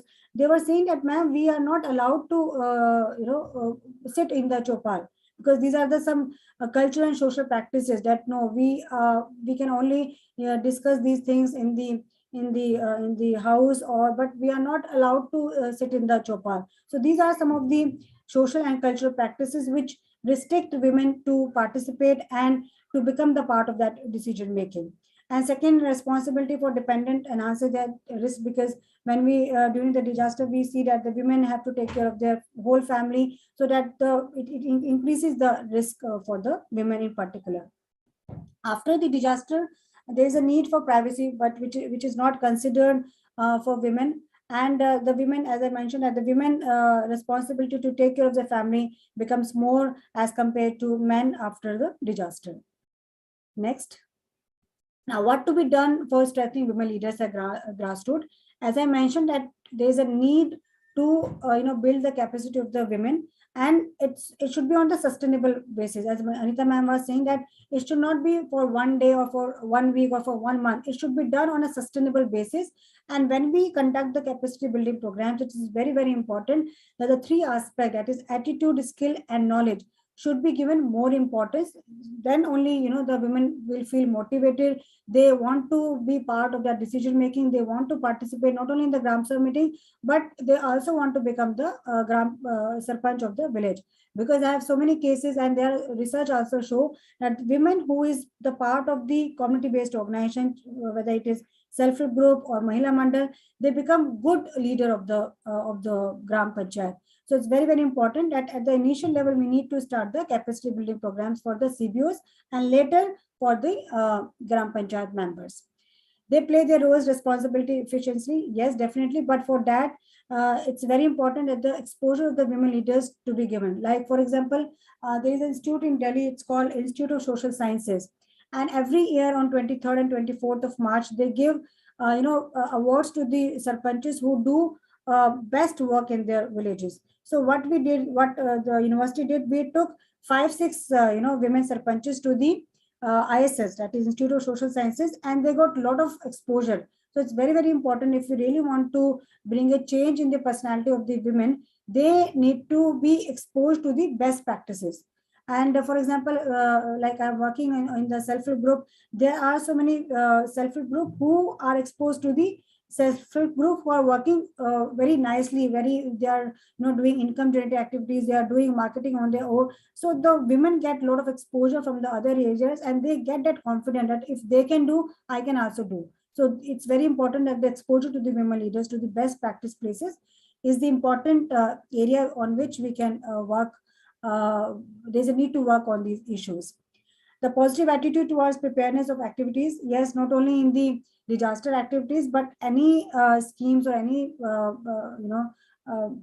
program we take, it is very, very important that not only the women should have the positive attitude, but the environment should very conducive, and the the officers, all the stakeholders, if the women is working in the village, the NGOs, the CBOs, they have to motivate the women, and the women plus the other important stakeholders need to be very, very positive towards the development agendas. And no blame game and demotivate women, because as we were talking, that it is a male domination society. So when the women take a decision, so it's always start a blame game, that women, they cannot do anything, they need to be done this and that, their role is to just take care of the family, they are not allowed to go out, they are not allowed to be the part of the decision making. That demotivate women. So it's very, very important that just keep the blame game away and motivate the women. Then only we can seriously give that we can celebrate this Women's Day in a positive manner. Now, the need-based decision making on stakeholders, as it's very, very important that we sometimes make the plans, we make the plans and programs, but these plans and the programs are not in tune with the needs of the community on which we are working. So it's very, very important that if we really want to develop our village, the needs of the community should be identified as per their needs, what they think, that is more important, and ensure women participation at all the levels, because it is not that women should need to participate at the grassroots level, but women participation at all the levels need to be ensured, whether it is practitioner, whether it is academicians or researchers, their participation should be ensured at all the levels. Next. What to be done? I think it is my last slide. When we talk about the women empowerment, it is very, very important that the women should be given equal opportunity to women for their proper growth and development. And we need to create special efforts to mainstream activities for women equity, including the gender budgeting. Because when we see about the gender budgeting, it's very important. Yes, we need to mainstream the gender budgeting, but in reality, if we see the gender budgeting only talks about the salaries to be given to the women, but actually, like what kind of percentage is given to the education or health or sanitation or other areas related to development sector, that need to be highlighted in the gender budgeting. And panchayats definitely need to be empowered financially, functionally, and administratively. And it is very, very important that if we really want to empower our village women at the village level, we need to ensure the accountability and transparency that can only be happen through Gram Sabha, and we have to involve women through participatory decision making that will ensure their participation from every part of the society. As I mentioned, be it government, industry, NGOs, and community-based organization, policymakers, academicians, researchers, and practitioners. So definitely, we can celebrate our International Women's Day in a true way. And once again, wish you a very, very happy Women's Day. And thank you, Tanushree, for giving me this opportunity. I have to go to the village, as I mentioned in the morning, that after this presentation, I have to rush to one of the village. So I just hurriedly, shared my views, which I had in my mind. So thank you so much, Tanushree and your team. Thank you. Thank you, Dr. Manju, for sharing your thoughts. As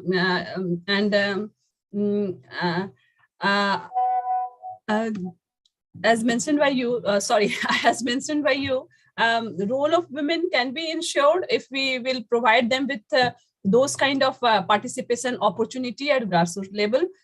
It is important that they should get oriented, because they are themselves not aware about their rights, their space, their value in this society. So when we discuss about giving them rights, we should also orient them that what is what are those rights which they can share, and they should not only work as a provider, they have also important role to contribute to the society, and they should realize that they have their potential. And with the effort which you are making at grassroots level, especially in the villages, you are trying to mainstream these women not only in the process of disaster, in general also in their own personal life. These skills, like the ask formula you have discussed, attitude, skill, and knowledge, this skill will certainly help them to analyze their own position within the family and within the society, and how effectively they can contribute to the future betterment of their own life and further to the society. Thank you, Dr. Manju, for sharing your thoughts on the issue. Now, as we have discussed in the morning, and Madam Anita also emphasized that COVID-19 has impacted women and girls in a profound way, amplifying the inequality they face every day. The challenges women face was complex and interrelated. Unevenly distributed domestic responsibility and lack of decision-making power at home affect their financial independence. And now not only this, but women are adversely impacted in terms of physical health, mental well-being, in addition to bearing the brunt of pandemic, social and economic casualty. So as Ma'am Anita has said, her thought, like the domestic violence, we accept it as a normal part of our life, which is not. So we also need to change our perspective that how we should get treated in the society. So with this, we have with us Ms. Risa Sayyar, Program Manager, Training and Capacity Building Division, Kailash Satyarthi Children Foundation. She has been working on issue of women and child and minority rights since 2004, and she has worked with Ministry of Women and Child Development, Government of India, supporting the ministry in implementation of its policies, program, and monitoring the effective implementation of acts dealing with empowerment of women and ending violence against them. Ms. Risa, I'll request you to unmute yourself and discuss your views on COVID-19 pandemic and issues and challenges being faced by the women. By profession, Ms. Risa is an advocate, and she has vast knowledge on legal framework for women rights and issues. So I'll request you to kindly share your thought. Thank you. Thank you, Tanishri. Am I audible? Yes, yes. Okay. Thank you. Thank you so much for asking me to take this session. I'm very privileged and honored to do this, to join this August ceremony. As you all know, that women and children are the most affected persons in any disaster. And COVID-19 was one of a kind which heavily impacted women and children, both at the, as Tanushi very rightly said, that at the job to financial independence level, at the empowerment level, at the domestic violence level. And the major issue which we saw while, because I was working at that time with the Ministry of Women and Child Development, so we saw that a lot of women were facing domestic violence, and though they were trying to take remedy, they were approaching court for to redress this issue, but with the lockdown coming in place, they were unable to do so. So what happened, that they were forced to live with the perpetrator of the crime in the same household, and has to bear the burden of his or her wrath. Major issue was, and this is not only with women, it is also with the children also. We have, I have one presentation which I would like to share with you. Yes. Is my screen shared? Can you see the screen? Yes. Okay. It's very much visible. Okay, thank you. If you look at the National Crime Records Bureau's data, which tabulate all the crime registered and reported in India, you see that in 2020, we have a reasonable decrease in reporting. Why? Because the issue is that though the crime is happening, but how to report, that's the major issue. Because when a woman or a child is living with the perpetrator of the crime in the same household, how they are going to, and they are unable to go out.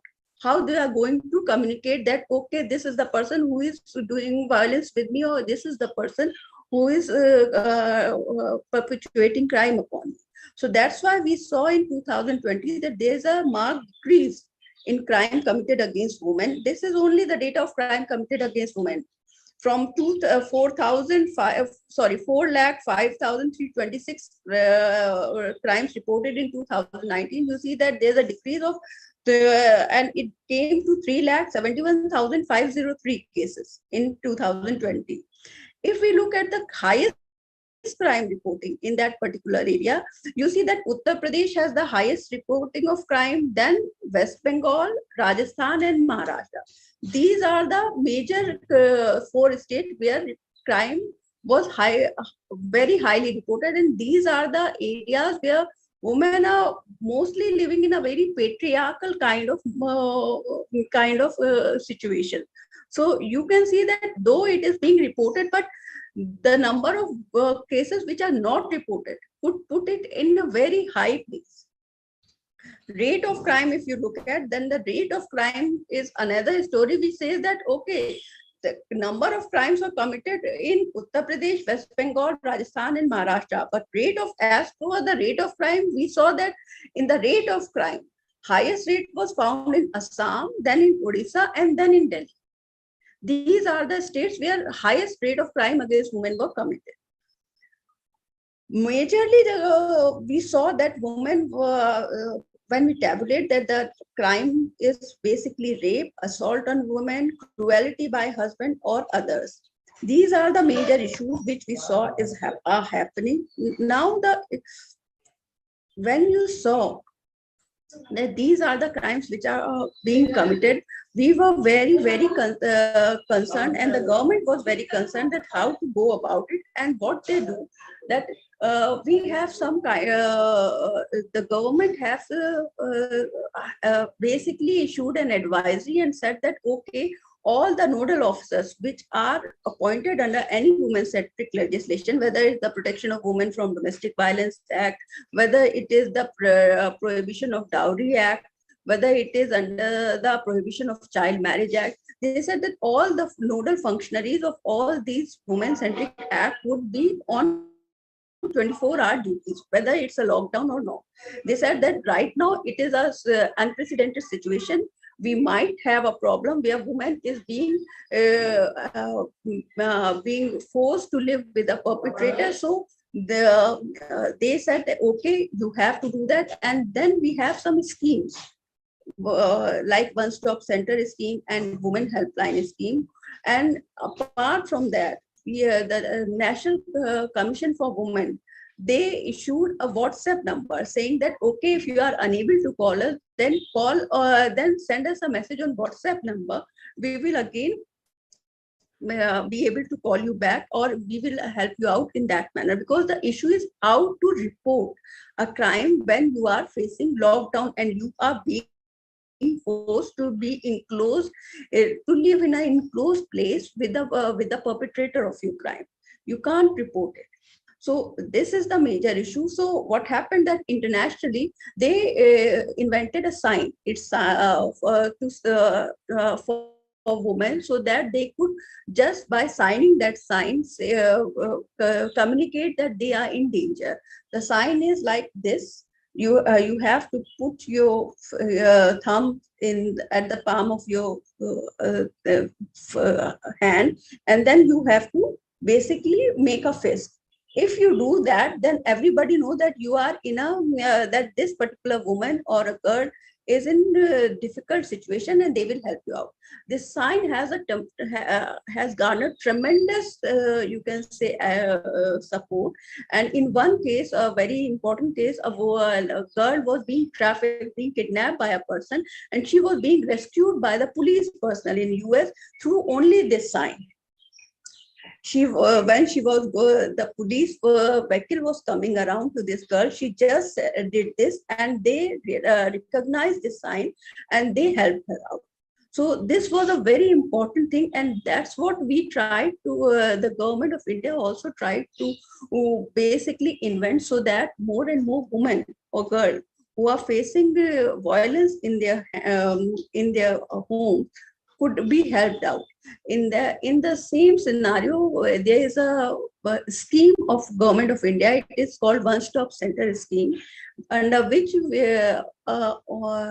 5 kind of support services were provided to a woman facing violence under one roof. These services are medical treatment, police assistance, legal aid, psychosocial counseling, and temporary shelter. All these services are provided on a one-stop center, which are being created at every district level. Right now, as of now, I think there are more than 700 one-stop center across the country which are functioning, and the one-stop functionaries were being told, and advisory is being issued that they had to be on call 24 hours, so that any woman coming to accessing or want to access the services of OSC could be helped out. Similarly, there is a women helpline which is called 181.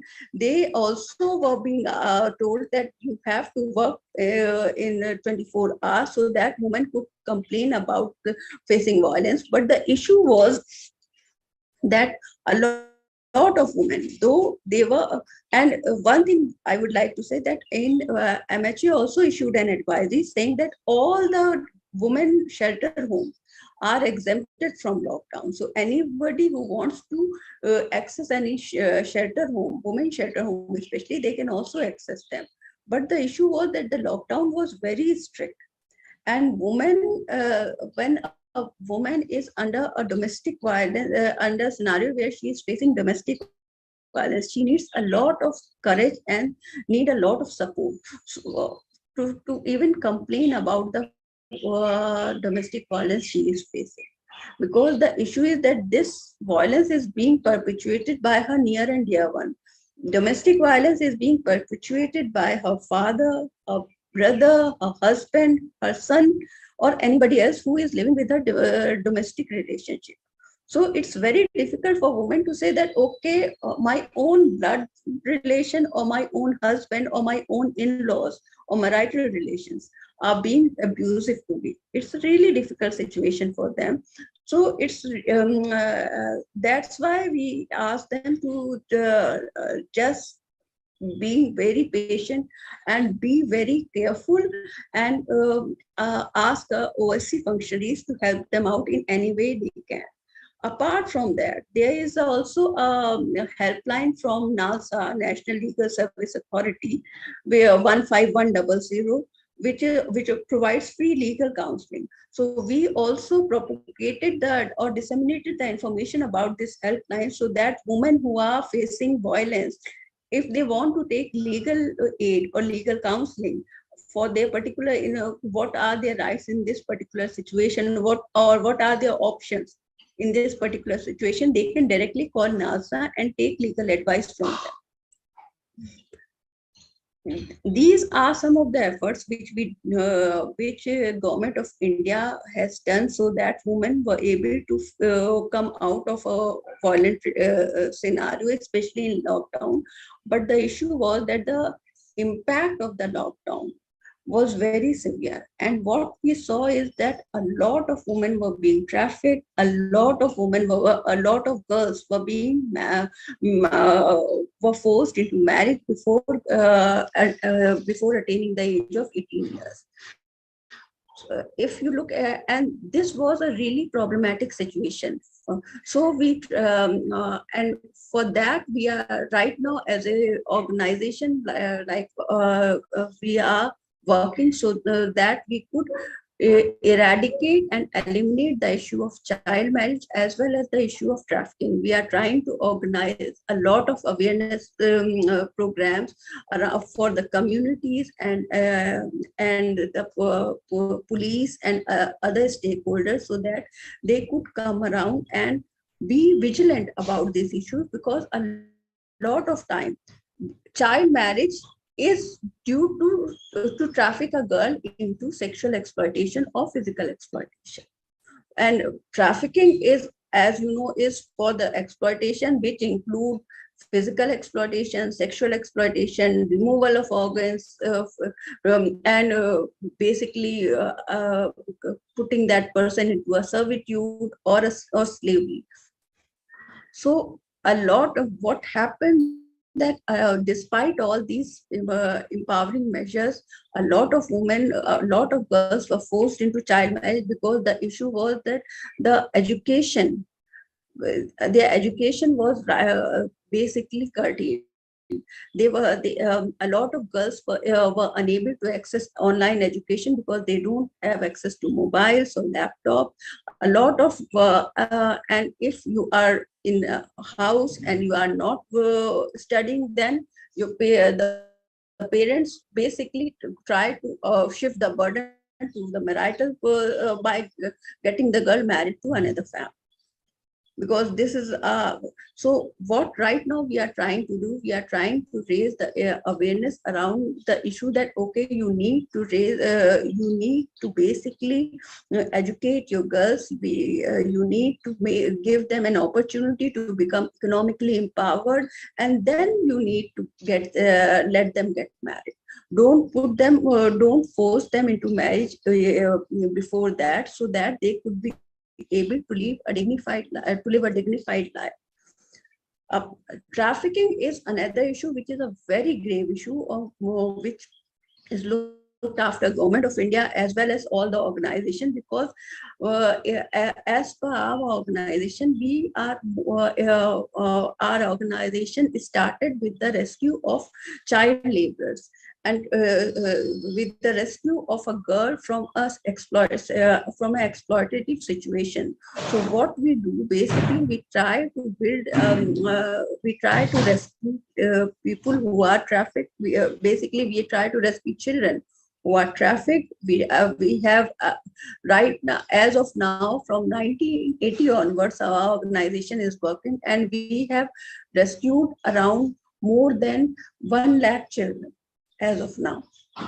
So this is the issue, but there are some silver linings. Please remember that a lot of girls were courageous enough to report the crime. A lot of women who were basically into exploitation were able to raise their voice against this exploitation.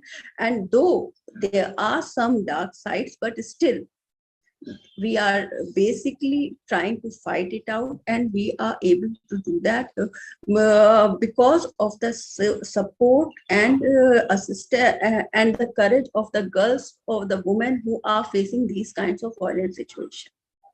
They are a role model, because ultimately they were the one who raised their voice against the violence they were facing. They said, okay, no, this is not going to be done with me as of now. So once they do that, it would be they become a role model for us. So this is happening, and I think my time has, okay. Yes, Risha. I would like to, okay. So the thing is that disaster, whether is a man-made or a natural, always impact women in a very heavy manner, especially with regard to their sexual exploitation. A lot of time trafficking happens. A lot of time it is in the guise of any other basically beneficial measure, but it is trafficking. So we need to look into, whenever we are making any scheme or whenever we are taking any effort towards the disaster management, we need to take into consideration that how it will affect women, or how it will affect women to be safe from any kind of violence. Thank you. Thank you, Risa, for expressing your views on status and challenges being faced by women and children during COVID-19 pandemic. But I think these are some of these general challenges which women often face during normal time, also at household level, at family level. Even children face these kind of challenges at family level. And in between male and female child, we have seen that it is still, we have come a long way, but still a lot has to be done when we talk about the changing the perspective of parents and the society to provide all those opportunity equally to the girl child also. So as I told earlier in the after the presentation of Madam Anita Bhatnagar Jain, that social change has to be bring about in the society. And I have seen in the chat box somebody has written that only organizing conferences would not provide the solution. So it is not only organizing conferences. Through conferences we are able to we are able to add to our own knowledge base.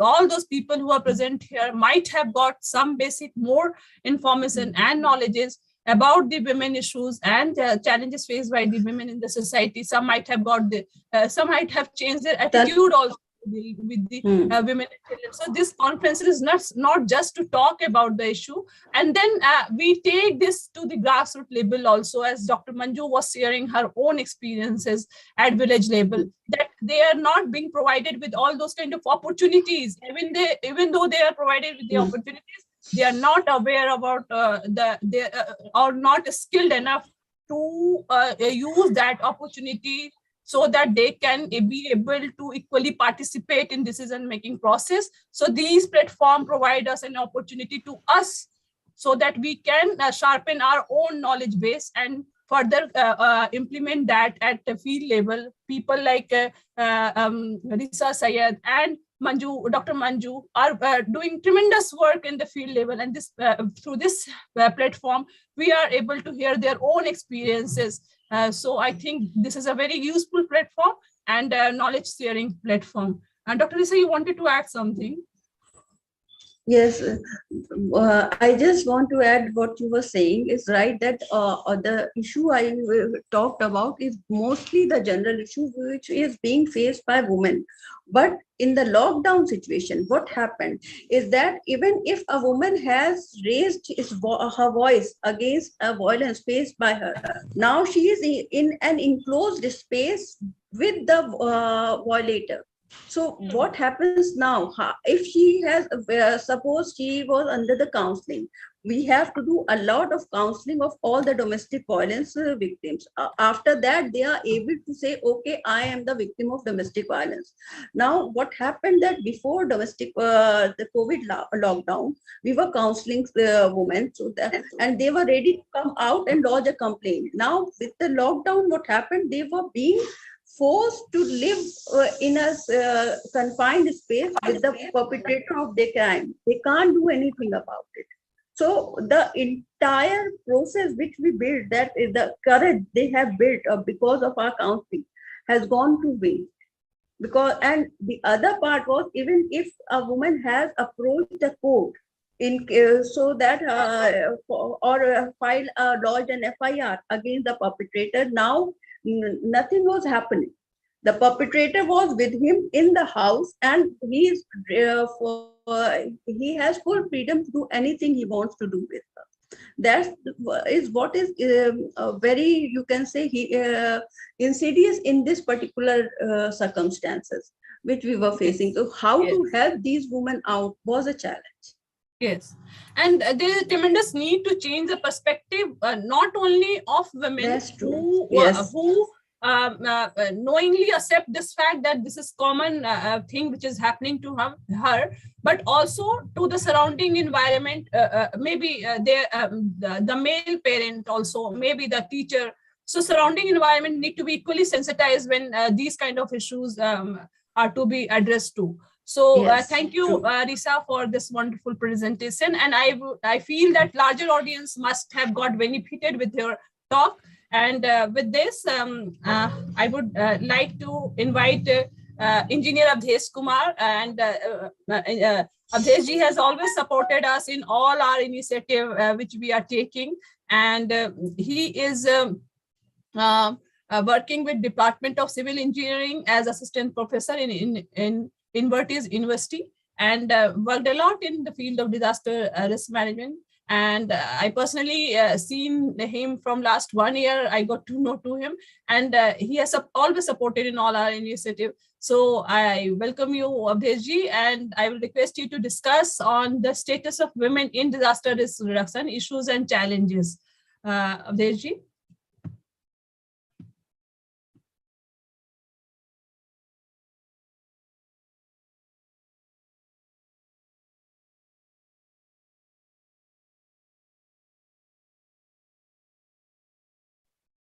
Hello. Yes Awadhesh ji, आपकी आवाज आ रही है? आ रही है आपकी आवाज। Okay, so I'm audible. So I'm sharing my presentation, and Awadhesh जी को please present करने का दे दो। provide me the sharing rights.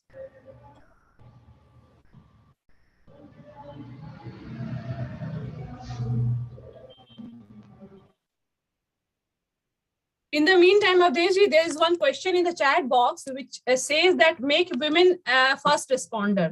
So आप इस पे कुछ अपना बताना चाहते हैं कि women first responder है या नहीं है ना?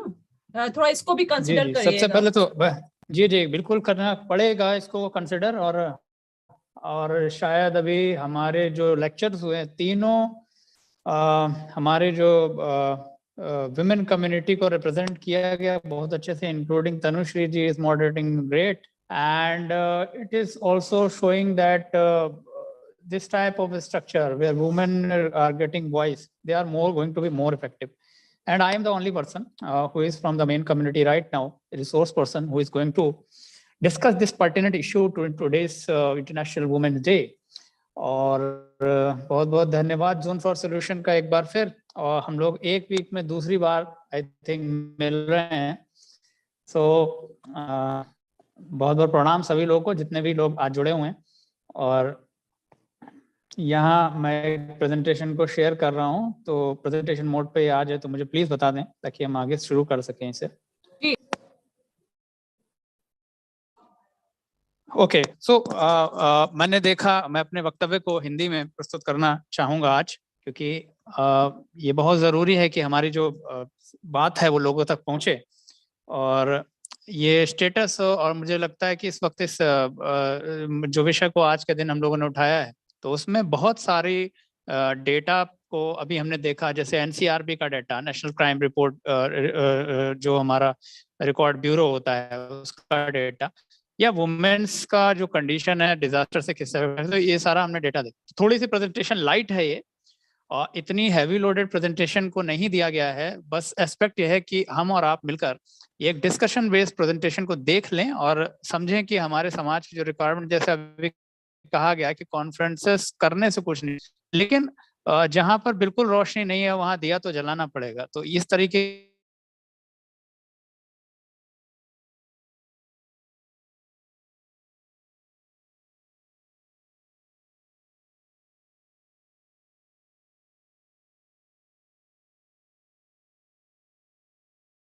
यहाँ पे, तो सेक्स, तो ये दोनों में क्या बेसिक डिफरेंस होता है, या दोनों एक होती हैं, किस तरीके से इन दोनों को हम लोग समझें। और खासतौर से जो लोग आपदा प्रबंधन के क्षेत्र में इतना ज्यादा एक्टिव नहीं है, और जो हमारे यहाँ पर स्टूडेंट कम्युनिटी जो जुड़ना चाहती है इस क्षेत्र के साथ, उनको समझना चाहिए कि जेंडर और सेक्स के बीच में क्या डिफरेंस है।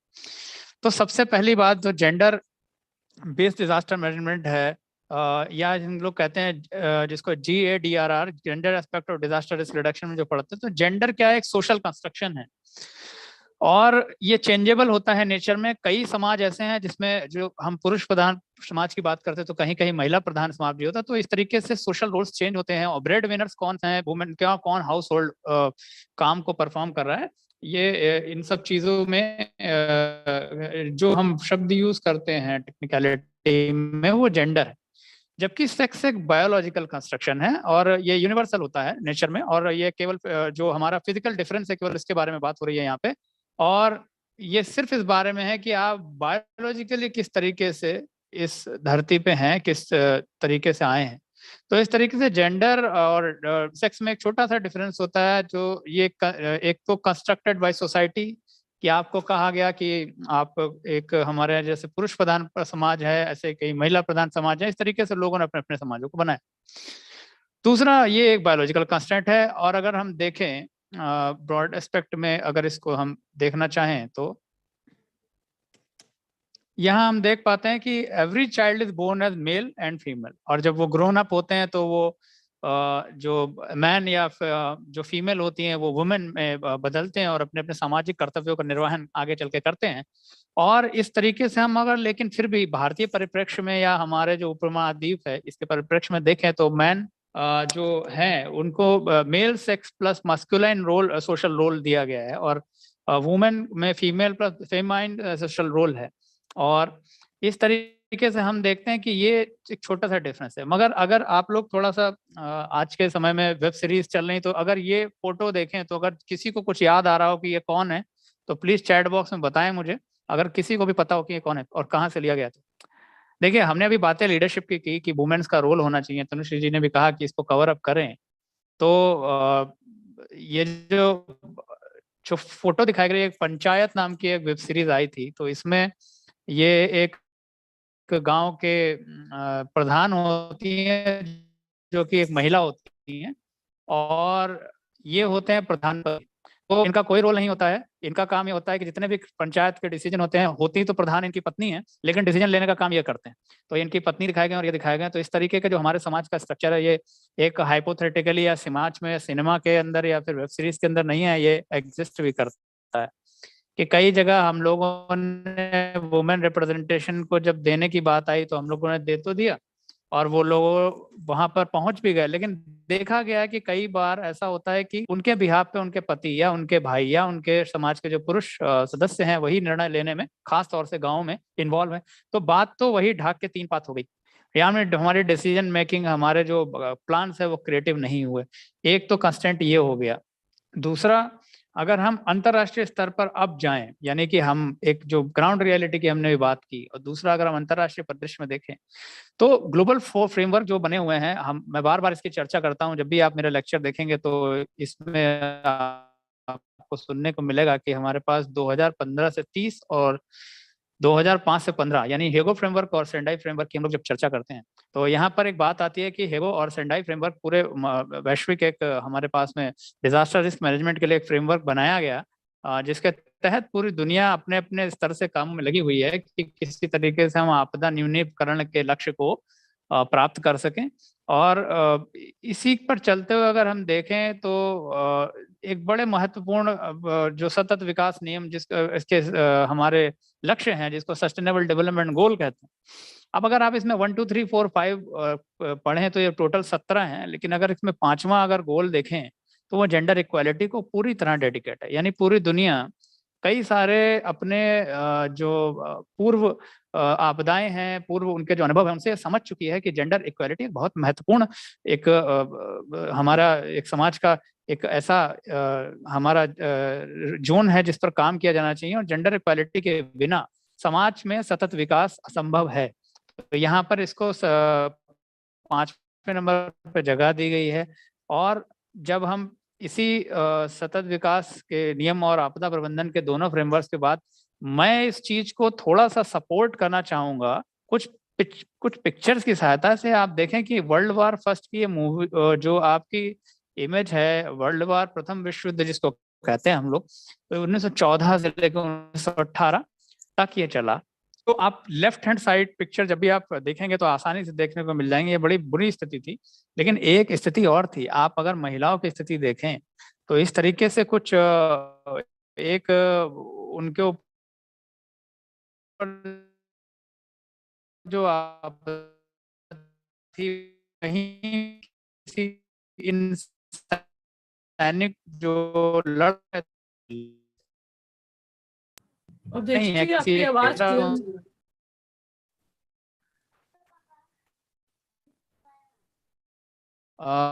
मेरी आवाज अभी ठीक है? हेलो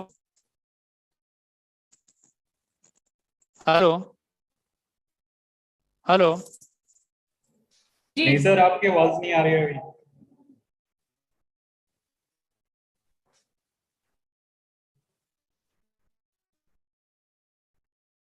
मेरी आवाज आ रही है? अच्छा, आपकी आवाज ब्रेक हो रही है Avdhesh. Hello, can you hear me? हाँ, अब आ रही है। हाँ, मेरी आवाज आ रही है?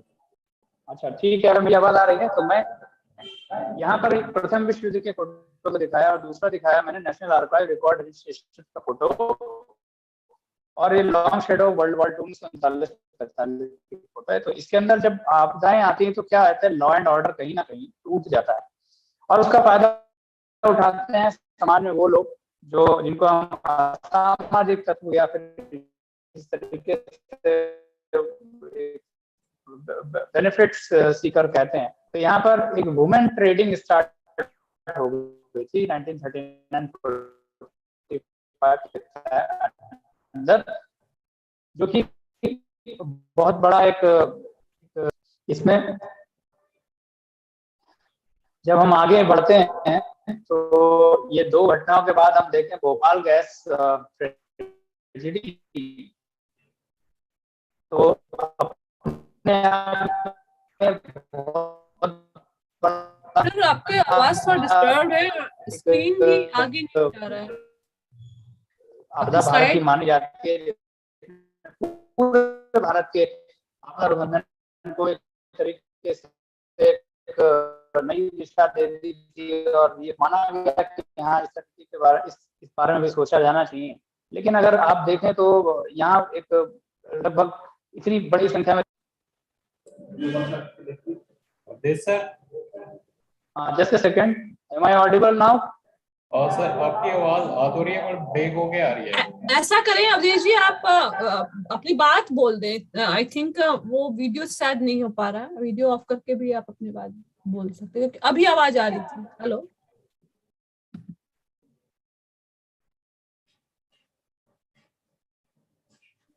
अभी अभी अभी हाँ अभी आएगी क्योंकि मैंने सब ठीक होगा। अभी वॉइस सही है मेरी? जी, हेलो,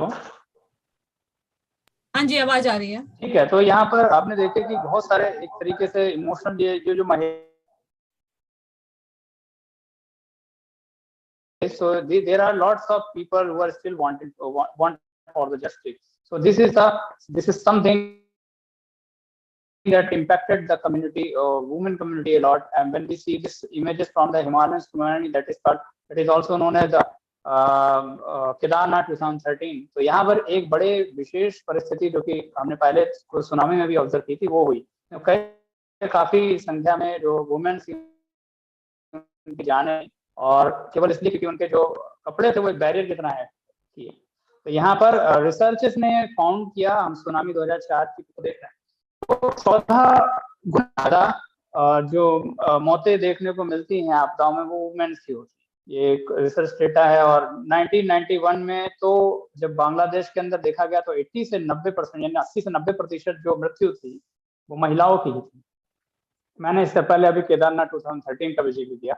यूजुअली जो धार्मिक प्लेसेस होते हैं उसमें लोग साड़ी जैसे कपड़े आमतौर पर पहनते हैं और ऐसी आपदाओं की स्थिति में ये भागने में बहुत ज्यादा सहायक नहीं होते हैं बल्कि एक तरीके का बैरियर बन जाता है। तो ये एक बड़ी वजह है कि जान बचाना इन सब कुछ चीजों के साथ थोड़ा सा मुश्किल हो जाता है और जो नंबर ऑफ कैजुअलिटीज बढ़ती है।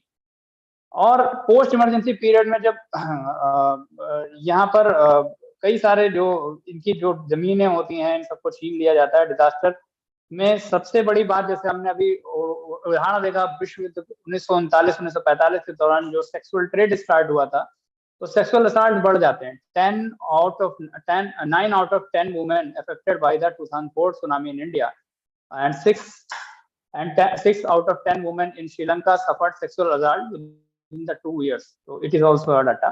So it obviously, as our previous speakers also mentioned, that it increases the risk of the force into the childhood marriage, domestic work, transactional sex, and ये इनका जो स्कूल का एजुकेशन है इसको एक बड़ा झटका लगता है। तो इसकी वजह से क्या है कि एक बड़ा इम्पैक्ट, जहाँ तक status of women in disaster risk reduction की हम बात करते हैं, डिजास्टर्स की बात करते हैं, तो इसमें बड़ा एक वल्नरेबल हम कह सकते हैं कि इस तरीके से है। तो यहाँ पर इस मल्टीपल इम्पैक्ट की वजह से ये सोसाइटी का जो सेक्शन है ये बहुत बुरी तरह से किसी भी आपदा में प्रभावित हो जाता है। तो हम स्टेटस को थोड़ा सा और क्लैरिफाई करें तो आपदाओं में हम सब जानते हैं कि बहुत बड़ा इम्पैक्ट उन पर पड़ता है, और कई सारे जो आपदाओं के अंदर विक्टिम जिनको कहते हैं वो वुमेन्स और बच्चे ही होते हैं, जो औरतें और बच्चे ही होते हैं।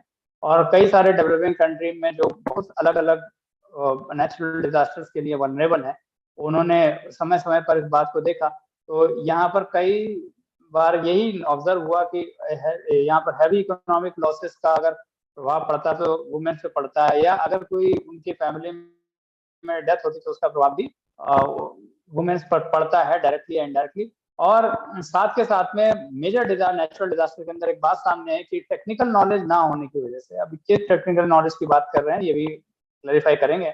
So that is why the participation of women in planning, designing, implementing and monitoring emergency programs and rehabilitation project, it is a low key profile. यहाँ पर बहुत ज्यादा लोग नहीं हैं, हम लोगों के यहाँ पर कुछ ही लोग हैं, कुछ ही वुमेन्स हैं जो इस क्षेत्र के अंदर कुछ ना कुछ कर पा रहे हैं, बाकी एक बड़ा सेक्शन अभी भी उसी तरीके से लो की प्रोफाइल के अंदर। तो यहाँ पर gender based disaster management approach, gender क्या होता है ये मैंने अपनी पहली स्लाइड्स के अंदर एक्सप्लेन कर दिया, what is the difference between gender and sex. और उसके बाद हम अगर डेवलप कंट्री को देखें तो वो डेवलपिंग कंट्री की तुलना में कहीं ना कहीं उन्होंने अच्छा किया है। और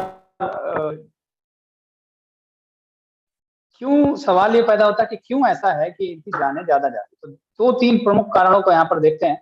नंबर 1 कल्चरल कंस्ट्रेंट, तो यहाँ female mobility hinder self rescue. यहाँ पर फीमेल मोबिलिटी एक बड़ा इशू है कि उनको आने जाने का थोड़ा एक रहता है, कंस्ट्रेंट रहता है। तो जब यहाँ रेस्क्यू ऑपरेशंस होती तो इसमें भी एक दिक्कत आती है। लैक ऑफ स्किल्स, लड़के अगर कभी स्कूल कॉलेज बंक करके तालाब में तैरने चले गए तो इतना बड़ा इशू नहीं मचता है, या प्रोफेशनल ट्रेनिंग में भी अगर स्विमिंग की किसी को दी जाती है तो बड़ा इशू नहीं बनता, लेकिन अगर वुमेन कहीं तैरना सीख ले तो एक बहुत बड़ी बात होती है।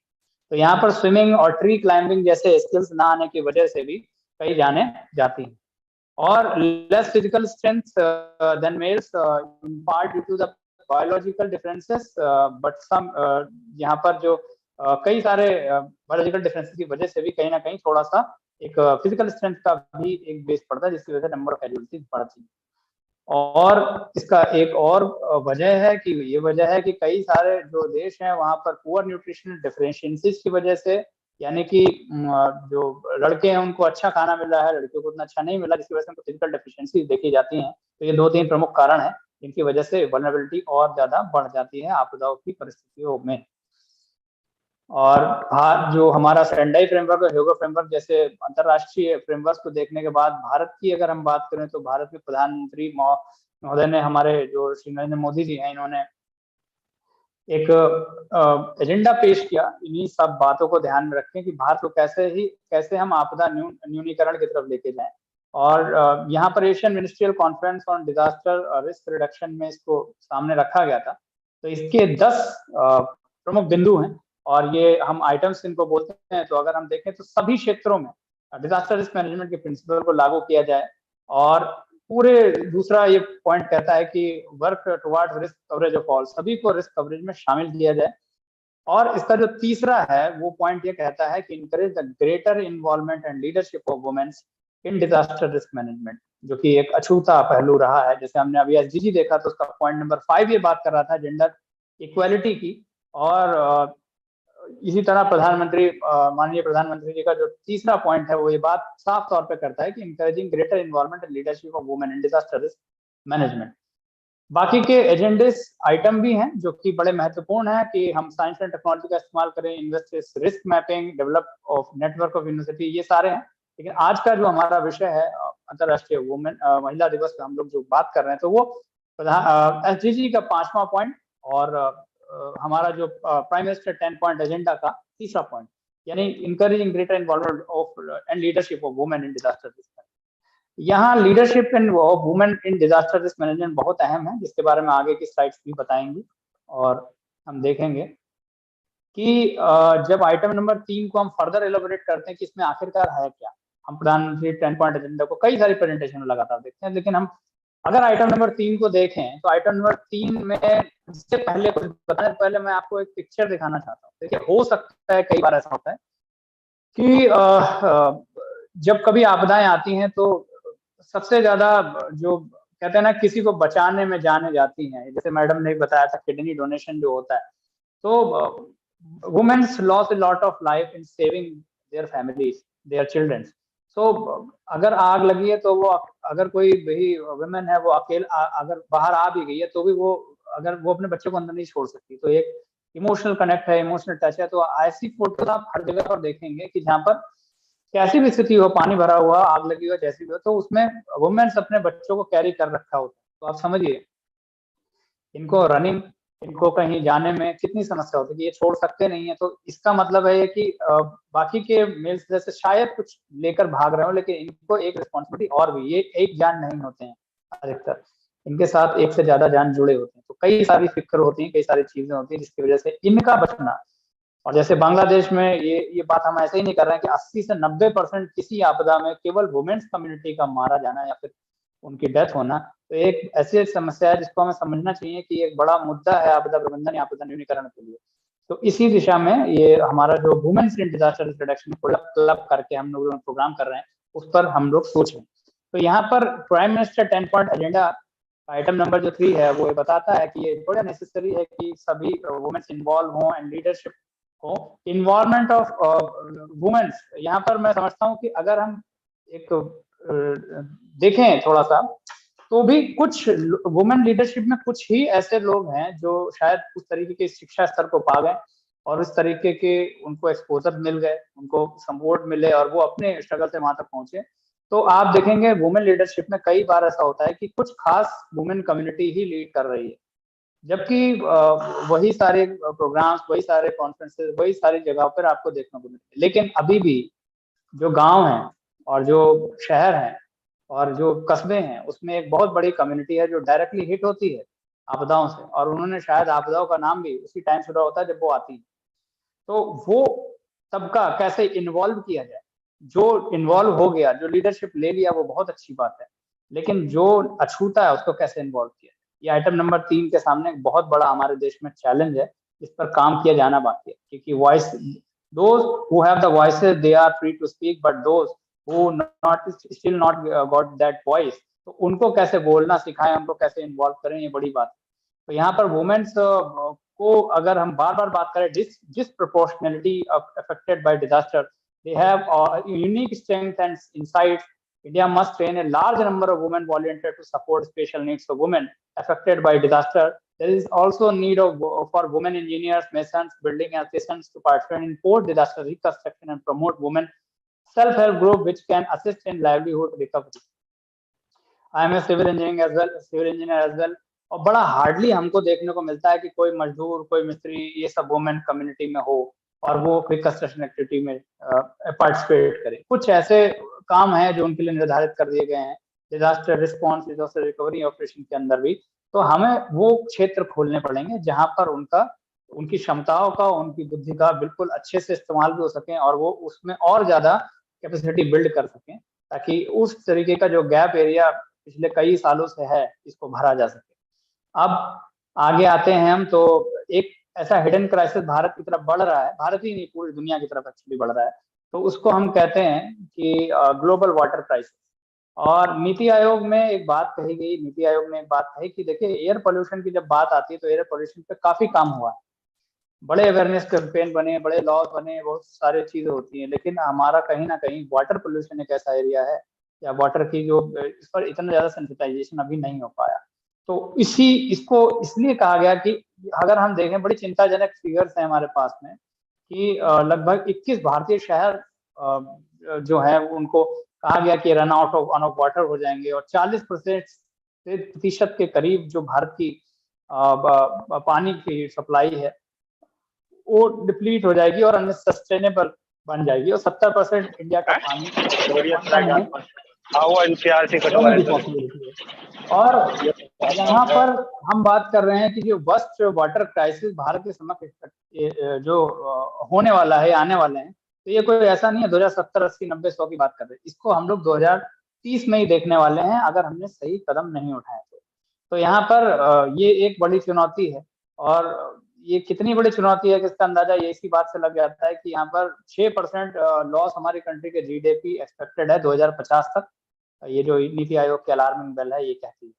लेकिन अगर हम देखें तो मैं भारत की अब बात नहीं करूंगा, थोड़ा भारत से बाहर भी निकलना चाहूंगा कि अफ्रीकन कंट्रीज में कई ऐसी जगहें हैं जहां पर वुमेन बहुत लंबा रास्ता तय करती हैं पानी के लिए। आप जो तस्वीर देख रहे हैं वो एक ऐसी तस्वीर है, और इस तरीके से वाटर कलेक्शन ये आज भी जारी है लगातार, क्योंकि ये इंटरनेशनल वुमेन डे है। तो हम केवल भारत की बात ना करें, हम सभी जो हमारे क्षेत्र में समस्याएं हैं उनकी बात करें, तो यहाँ पर कई सारे ऐसे हमारे पास क्राइसिस हैं। जैसे क्राइसिस हमारा पानी के मैनेजमेंट का है कि बहुत सारा पानी जो है हमारे पास में है, लेकिन फिर भी पीने योग्य कितना।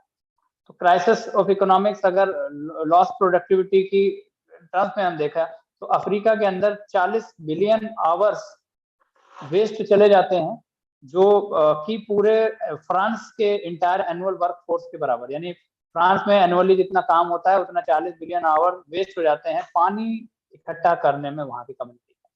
और इसीलिए ये इसके बारे में बेंजामिन फ्रैंकलिन ने भी बोला कि इसकी अंडरस्टैंडिंग को समझा जाए कि ये वेल रन ड्राइव, जब सूख जाएंगे सारे कुएं तब हमको समझ में शायद आए कि पानी की कीमत क्या है। मगर अगर हम देखें तो अल्टीमेट इसका सफरर कौन होता है? कितने आदमी हैं जो पानी लेकर जाते हैं, कितने लोग तो हैं, कितने जो हैं आज भी खाना बनाते हैं। इसकी मार भी सबसे ज्यादा जो है सफरर जो होते हैं वो जेंडर बेस्ड ही होती है, क्योंकि कई जगह पर आपने देखा होगा कि ये जो मैंने पिक्चर्स को डाला है so that you can get the things easily. तो इस तरीके से जो मटके उठाते हुए जो तस्वीरें हैं या जो पानी को भरते हुए लंबी दूरी तक यात्रा करने की, आज की नहीं है, जब भारत आजाद हुआ उससे पहले की है उस, और आज भी जो बरकरार है। बड़े हैरानी की बात है ये कि हम राजस्थान के एरिया में पहले देखते थे लोग मटके लेकर जाके कैरी करके बड़ी दूर से ला रहे हैं पानी, और आज भी अगर आप बड़े शहरों को देखें, मुंबई इवन दिल्ली को भी, तो ये इस तरीके के वाटर टैंकर में ऐसी तस्वीरें, कोई ऐसी घटना नहीं बता रहा हूँ मैं कि वो नहीं है। तो ये स्थिति है इतने समय के बाद। तो इसका भी adequate sanitation hygiene facility, it is harder for women and girls to lead safe dignified productive and healthy life. तो ये भी एक बहुत बड़ी वजह है, और ये भी एक अंग है जिसको हम लोगों को रिस्क रिडक्शन पे या फिर हमारी जो आपदाएं हैं भविष्य की उनके अंदर इसके तय करने होंगे कि हम किस तरीके से इसको सही ठीक कर सकें। और इस इनइक्वालिटी बेस्ड जेंडर जो हमारे जेंडर का परिप्रेक्ष्य है, they create the vast divide between the man and woman in their ability to access, manage and benefit from water, sanitation and hygiene, with devastating consequences for enjoyment of others, human rights and gender equality more generally.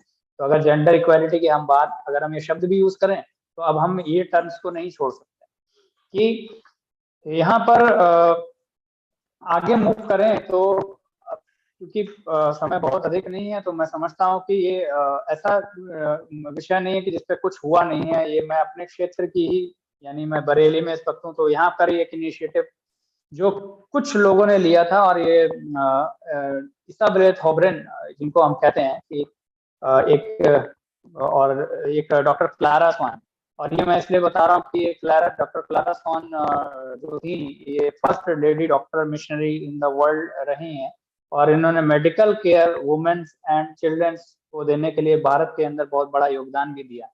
क्योंकि जब Britishers की बात होती है या इस तरीके से बात होती है तो easily we criticize them, but some of them were not like the same. तो उन्होंने बड़ा कंट्रीब्यूशन किया। तो यहाँ पर oldest and largest Methodist hospital Bharat में स्थापित हुआ। इससे पहले भी कोई कुछ रूढ़िवादिता कह दें या जो भी कहें कि हम लोग अपने घर के इलाज तक महिलाओं को घर से बाहर नहीं निकलने देते थे कि इलाज कराने बाहर जाएंगे तो ऐसा है वैसा है, और डॉक्टर से थोड़े कतराते थे। और इस तरीके से इन्होंने वुमेन हॉस्पिटल को बनाया भारत के अंदर।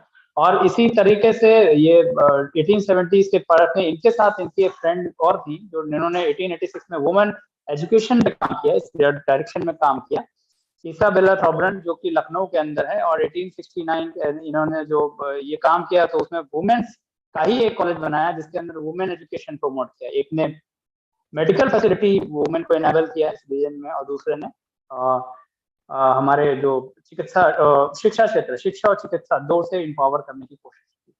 तो ये मैंने इन दोनों को ही इसलिए पिक किया क्योंकि ये दोनों ही रीजन उत्तर प्रदेश में हैं। और आप अगर देखें तो आज भी 2022 के अंदर भी ये इसाबेल हॉब्रेन कॉलेज 1886 फॉर्म है लखनऊ के अंदर, और आज भी वैसे ही सर्विसेज अपनी दे रहा है।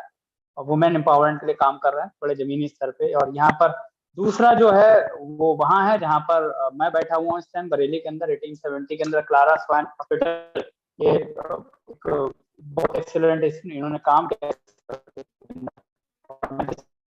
विश्वविद्यालय से आता हूँ, यूनिवर्सिटी से, तो ये हमारे ही अभी एक अंग है, अंडर है। तो यहाँ पर कई सारे ह्यूमैनिटेरियन एस्पेक्ट या हमारे जो रिस्पॉन्सिबल यूनिवर्सिटी क्लब है तो उसका इन्वॉल्वमेंट रहता है इसकी एक्टिविटीज के अंदर। So it is a great point for us. So we got the chance to associate with this type of initiative in the region. और यहाँ पर अगर हम कुछ टेल की बात करें तो सब कुछ गलत नहीं है। भारत इस दिशा में लगातार प्रयासरत है अपने लेवल पे। और टेल ऑफ अगर सक्सेस टेल की बात करें तो अभी तक नेशनल डिजास्टर रिस्पांस फोर्स जिसको हम कहते हैं या NDRF है, तो इसके अंदर first female squad of disaster rescue operations के लिए फीमेल बटालियन भी भारत में बन चुकी है, जिसका एक बहुत अच्छे से हमारे इंडिया के अंदर कंट्रीब्यूशन है, रिस्पांस फोर्स के नाम से जानी जाती है। कहते हैं कि हमारी कोई भी आपदा होती है इसके अंदर NDRF सर्व करती है जाकर के वहाँ पर। इसमें एक फीमेल स्क्वाड का जोड़ना एक जहाँ तक women status of women in disaster risk reduction इसके बहुत अच्छा एक साइन है। और भारत तो एक ऐसा देश है जिसको ऐसी इनिशिएटिव्स के लिए जानते हैं दुनिया भर में। और आज भी अगर हमारे पास मुश्किल नहीं है कि हम खत्म कर दें, क्योंकि यहाँ पर 1974 आपको दिखा है तो वहाँ पर हम डिफॉरेस्टेशन चिल्लाते रहते हैं, कोई बोले कि कुछ नहीं होगा, ऐसा नहीं होता, वैसा नहीं होता, ये नहीं होता, वो नहीं होता है। यहाँ पर ग्राउंड लेवल पे काम उन लोगों ने किया जो लोग पढ़े लिखे तो छोड़ दीजिए, उनको बहुत बेसिक नॉलेज, लेकिन they have excellent friends of nature and by their consensus they contribute to our country and society a lot. We have initiative very famous reform movement that is initiated in India in already एकदम ही खाते आप now। अच्छा, thank you भी हो गया है। मैं कह रहा हूँ आपकी वॉइस को, अच्छा मेरी वॉइस थोड़ी सी कर रही होगी, मैं समझ रहा हूँ। अब ठीक हो गई, अब ठीक हो गई। वो थैंक यू के टाइम पे सब ठीक हो जाता है सर। और यहाँ पे women's voice must be heard if want to achieve a disaster resilient world by 2030 2030 तक। और 2030 बहुत पास समझें आप, क्योंकि ऑलरेडी 22 चल रहा है तो 7-8 साल है। तो हम जितना भी कोशिश कर सकते हैं अपने एंड से उससे हमें प्रयास करने चाहिए अपने अपने स्तर से, अपने अपने क्षेत्रों से, कि किस तरीके से जो महिलाएं आज तक नहीं बोल पाई हैं उनको कम से कम मंच प्रदान करें और उनको उस लीडरशिप पोजीशन में लेकर आए जिसकी भारत को इस वक्त जरूरत है। भारत को नहीं, पूरी दुनिया को जरूरत है। बहुत बहुत धन्यवाद इसी के साथ। Thank you. Over to you Tanushree ma'am. Thank you, Avdesh ji. You have not only emphasized upon the SDG, where there is a defined point 5 which talk about gender equality, but also connecting it to PM Agenda 10. And you have discussed about the various issues and challenges, and also the important role women are playing in the field of disaster risk reduction as a first responder. But I really doubt that by 2030 we are going to achieve this, because the way world scenario is changing is very very disturbing. And women unfortunately your doubt is right, ma'am. Unfortunately, your doubt is absolutely right. Just day before yesterday, I was reading one article that after this humanitarian crisis in Afghanistan, women are also selling their organs to run the family, for the need of the family, or paying the debt of the family. So this is really doubtful that whether we will be able to achieve this 2030 agenda. But as a development worker, as a field of disaster, as a field practitioner of disaster management, we should always support and promote these causes and issues, so that to some extent we will be able to contribute towards this agenda. But achieving is really very, a glim future, I could say that. We always talk about natural disaster, but we are just over with COVID-19, and we were about to go to the normal life, and again we can see the world scenario. It's really very disturbing. Especially I feel very disturbed with these issues, and one of the largest target which are facing in day-to-day life is the women and children who are fleeing, and they are now displaced from their motherland and facing the brunt of this global scenario. And global community must come forward to give solution to this issue immediately. It is very disturbing for me. Thank you, Abdheshji. I feel with this platform, the audience who have got connected might have got benefited from the talk provided by Madam Jain, Dr. Manju, and Risa, and yourself. I now open this platform for any question and answer, if any, from the audience, and we can take the question and answers. Somebody can raise hand also if they have any question.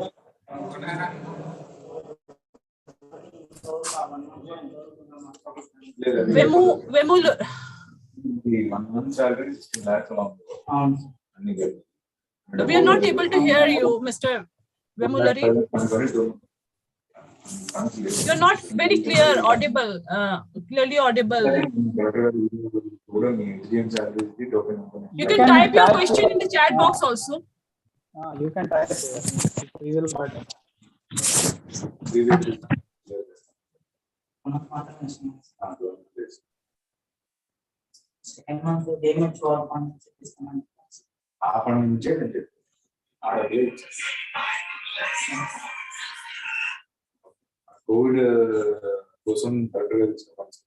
You want to ask any question, you can type also in the chat box, Mr. Vemulari.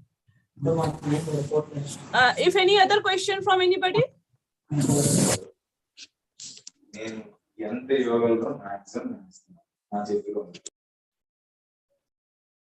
Hello, if you have any idea आप discuss कर सकते हैं, क्योंकि और मैं बोल रहा था कि अब मुझे लगता है काफी लोग वुमेन कम्युनिटी से अभी भी कनेक्ट हैं, तो आप भी अपने राय रख सकते हैं। जरूरी नहीं कि क्वेश्चन किया जाए, हम और लोग सवाल के जवाब क्या ही देंगे, आप भी एक बहुत बड़ा सवाल स्वयं में है, और आप अगर कुछ देना चाहें तो दे सकते हैं। आज गैदरिंग है, सभी लोग बैठे हैं, और फीडबैक फॉर्म भी चैट बॉक्स में है, तो आप फीडबैक फॉर्म भर दें, क्योंकि वो सर्टिफिकेट बहुत जरूरी होता है। I think, sir, I think there's no, question also, and I think the webinar was very fruitful in itself, that different issues we have discussed, and we hope for the better future for not only for women and children, but the whole global community around us. May the peace prevail upon all these things or issues which are happening nowadays. So I will now request Mr. Nakul Kumar Tarun to give the final vote of thanks. Thank you, Tanushree, and thank you to every speaker, including Dr. Anita Bhatnagar, Jain Ma'am, Dr. Manju, Risa Sayyar, Abdheshji, you and all participants. I am very thankful to you. Why? Because you all people are talking about a very prevalent issue, जो कि कोई ऐसा नहीं है कि अभी कभी होगा। एक्चुअली हम लोग सब इस इशू से गुजर रहे हैं हम लोग, और मैं आप इनवाइट करता हूं कि आप सब लोग अपने एरिया में जहां कहीं भी हैं, बिकॉज मैं जो भी देख रहा हूं, जितने भी लोग हैं इसमें, most of people are working somewhere and contributing to society. तो जो भी जिस भी कमिटी में है, जिस भी ऑफिस में है, give your women partner to a space, उनको आप स्पेस दीजिए। काहे को, कम से कम वो अपनी बात बोले, किस पर्पस के लिए, पॉलिसी में उनके इंटरवेंशन डालने के लिए। क्योंकि मैं इनिशियल भी कहा था कि अगर ये बात पॉलिसी में आ जाए, लेट से कि जितने भी हम डिजास्टर मैनेजर हायर करेंगे उसमें इतनी वुमेन होनी चाहिए, जितने भी पॉलिसी मेकर्स बनाए जाएंगे उसमें इतने वुमेन होंगे, जितने भी एनडीएमए के मेंबर बने, लेट से, है ना, 4 मेंबर्स होते हैं, हम अगर कह दें कि नहीं जी पॉलिसी है कि 2 मेंबर तो वोमेन ही होएगी, 1 मेंबर वोमेन ही होएगी, है ना, इतने भाई ऐसा हो सकता है कि इतने ईडी बने हैं, इसके बाद एक एग्जीक्यूटिव डायरेक्टर ऑफ एनआईडीएम, तो उसमें से कम 1 वोमेन होना ही चाहिए। अगर हम ऐसा कुछ भी पॉलिसी डेवलप कर पाए तो धीरे धीरे धीरे हो सकता है। ऐसा नहीं है कि ये काबिल वोमेन लोग हैं नहीं, ऐसा नहीं है, ये मैं फर्मली बिलीव करता हूँ। मुझे चांस मिला है अक्रॉस द ग्लोब, और देश तो मैं इतना ज्यादा घूमा हूँ जिसका कोई हिसाब नहीं है। मैं आपको एक इंफॉर्मेशन के लिए बताता हूँ कि मैं कोई कम से कम तो 740 डिस्ट्रिक्ट हैं भारत में, जिसमें से 500 में मैं पर्सनली गया होऊंगा। तो हमारे देश में काफी महिलाएं हैं, बस ये है कि उन्हें सपोर्ट करके आगे लाने की जरूरत है। जो भी कमिटी बने, डिसास्टर मैनेजमेंट कमिटी बने, डिसास्टर मैनेजमेंट टीम बने, कौन बनाता है? हम ही डिसास्टर मैनेजर्स प्रपोज करते हैं, हम ही लोग बनाते हैं। तो हम लोगों को चाहिए कि उसमें कम से कम 1 वोमेन का नाम जरूर डालें और उन्हें प्रमोट करें कि नो प्लीज स्पीक, क्योंकि वो जो बताएंगी हमारा ही एक्चुअली हेल्प कर रही होगी। क्यों? क्योंकि हम लोग ये चाहते हैं कि पीस प्रिवेल करे, सेफ्टी प्रिवेल करे, ह्यूमैनिटी प्रिवेल करे। तो आधी आबादी तो वही है, तो उनका प्रिवेल करना बहुत जरूरी है। तो आप सब लोगों का पुनः धन्यवाद। मैं इन्हीं बातों के साथ आप सबको फिर से धन्यवाद करके वक्तव्य समाप्त करता हूं। बताएं। हाँ सर, मैं कह रहा हूँ कि सभी लोग अपने वीडियो स्क्रीनशॉट, अगर वीडियो ऑन कर लें तो we can take a screenshot of this. So I request you all to please turn your video camera on. देखिए पंजाब से हरबख्श सिंह जी आ गए हैं, अमित भारगिया जी आ गए हैं। आप स्क्रीनशॉट ले रहे हैं? जी सभी लोग पहले ओपन कर लें अपना। हाँ मैं ले लूंगा सर इसको, सभी लोग स्क्रीनशॉट ऑन कर दें, वो अपना पहले नंबर वीडियो कैमरा ऑन कर लें। जो लोग भी कर लिए हैं आप ले लें। और तृप्ति सक्सेना आई हुई हैं, धन्यवाद आपका।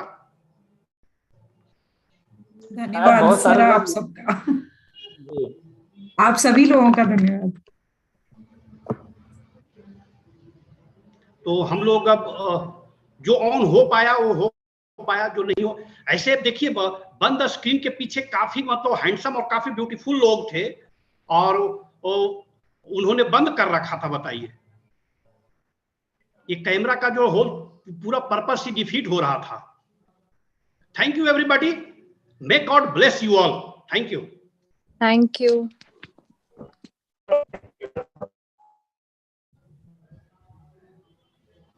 Thank you.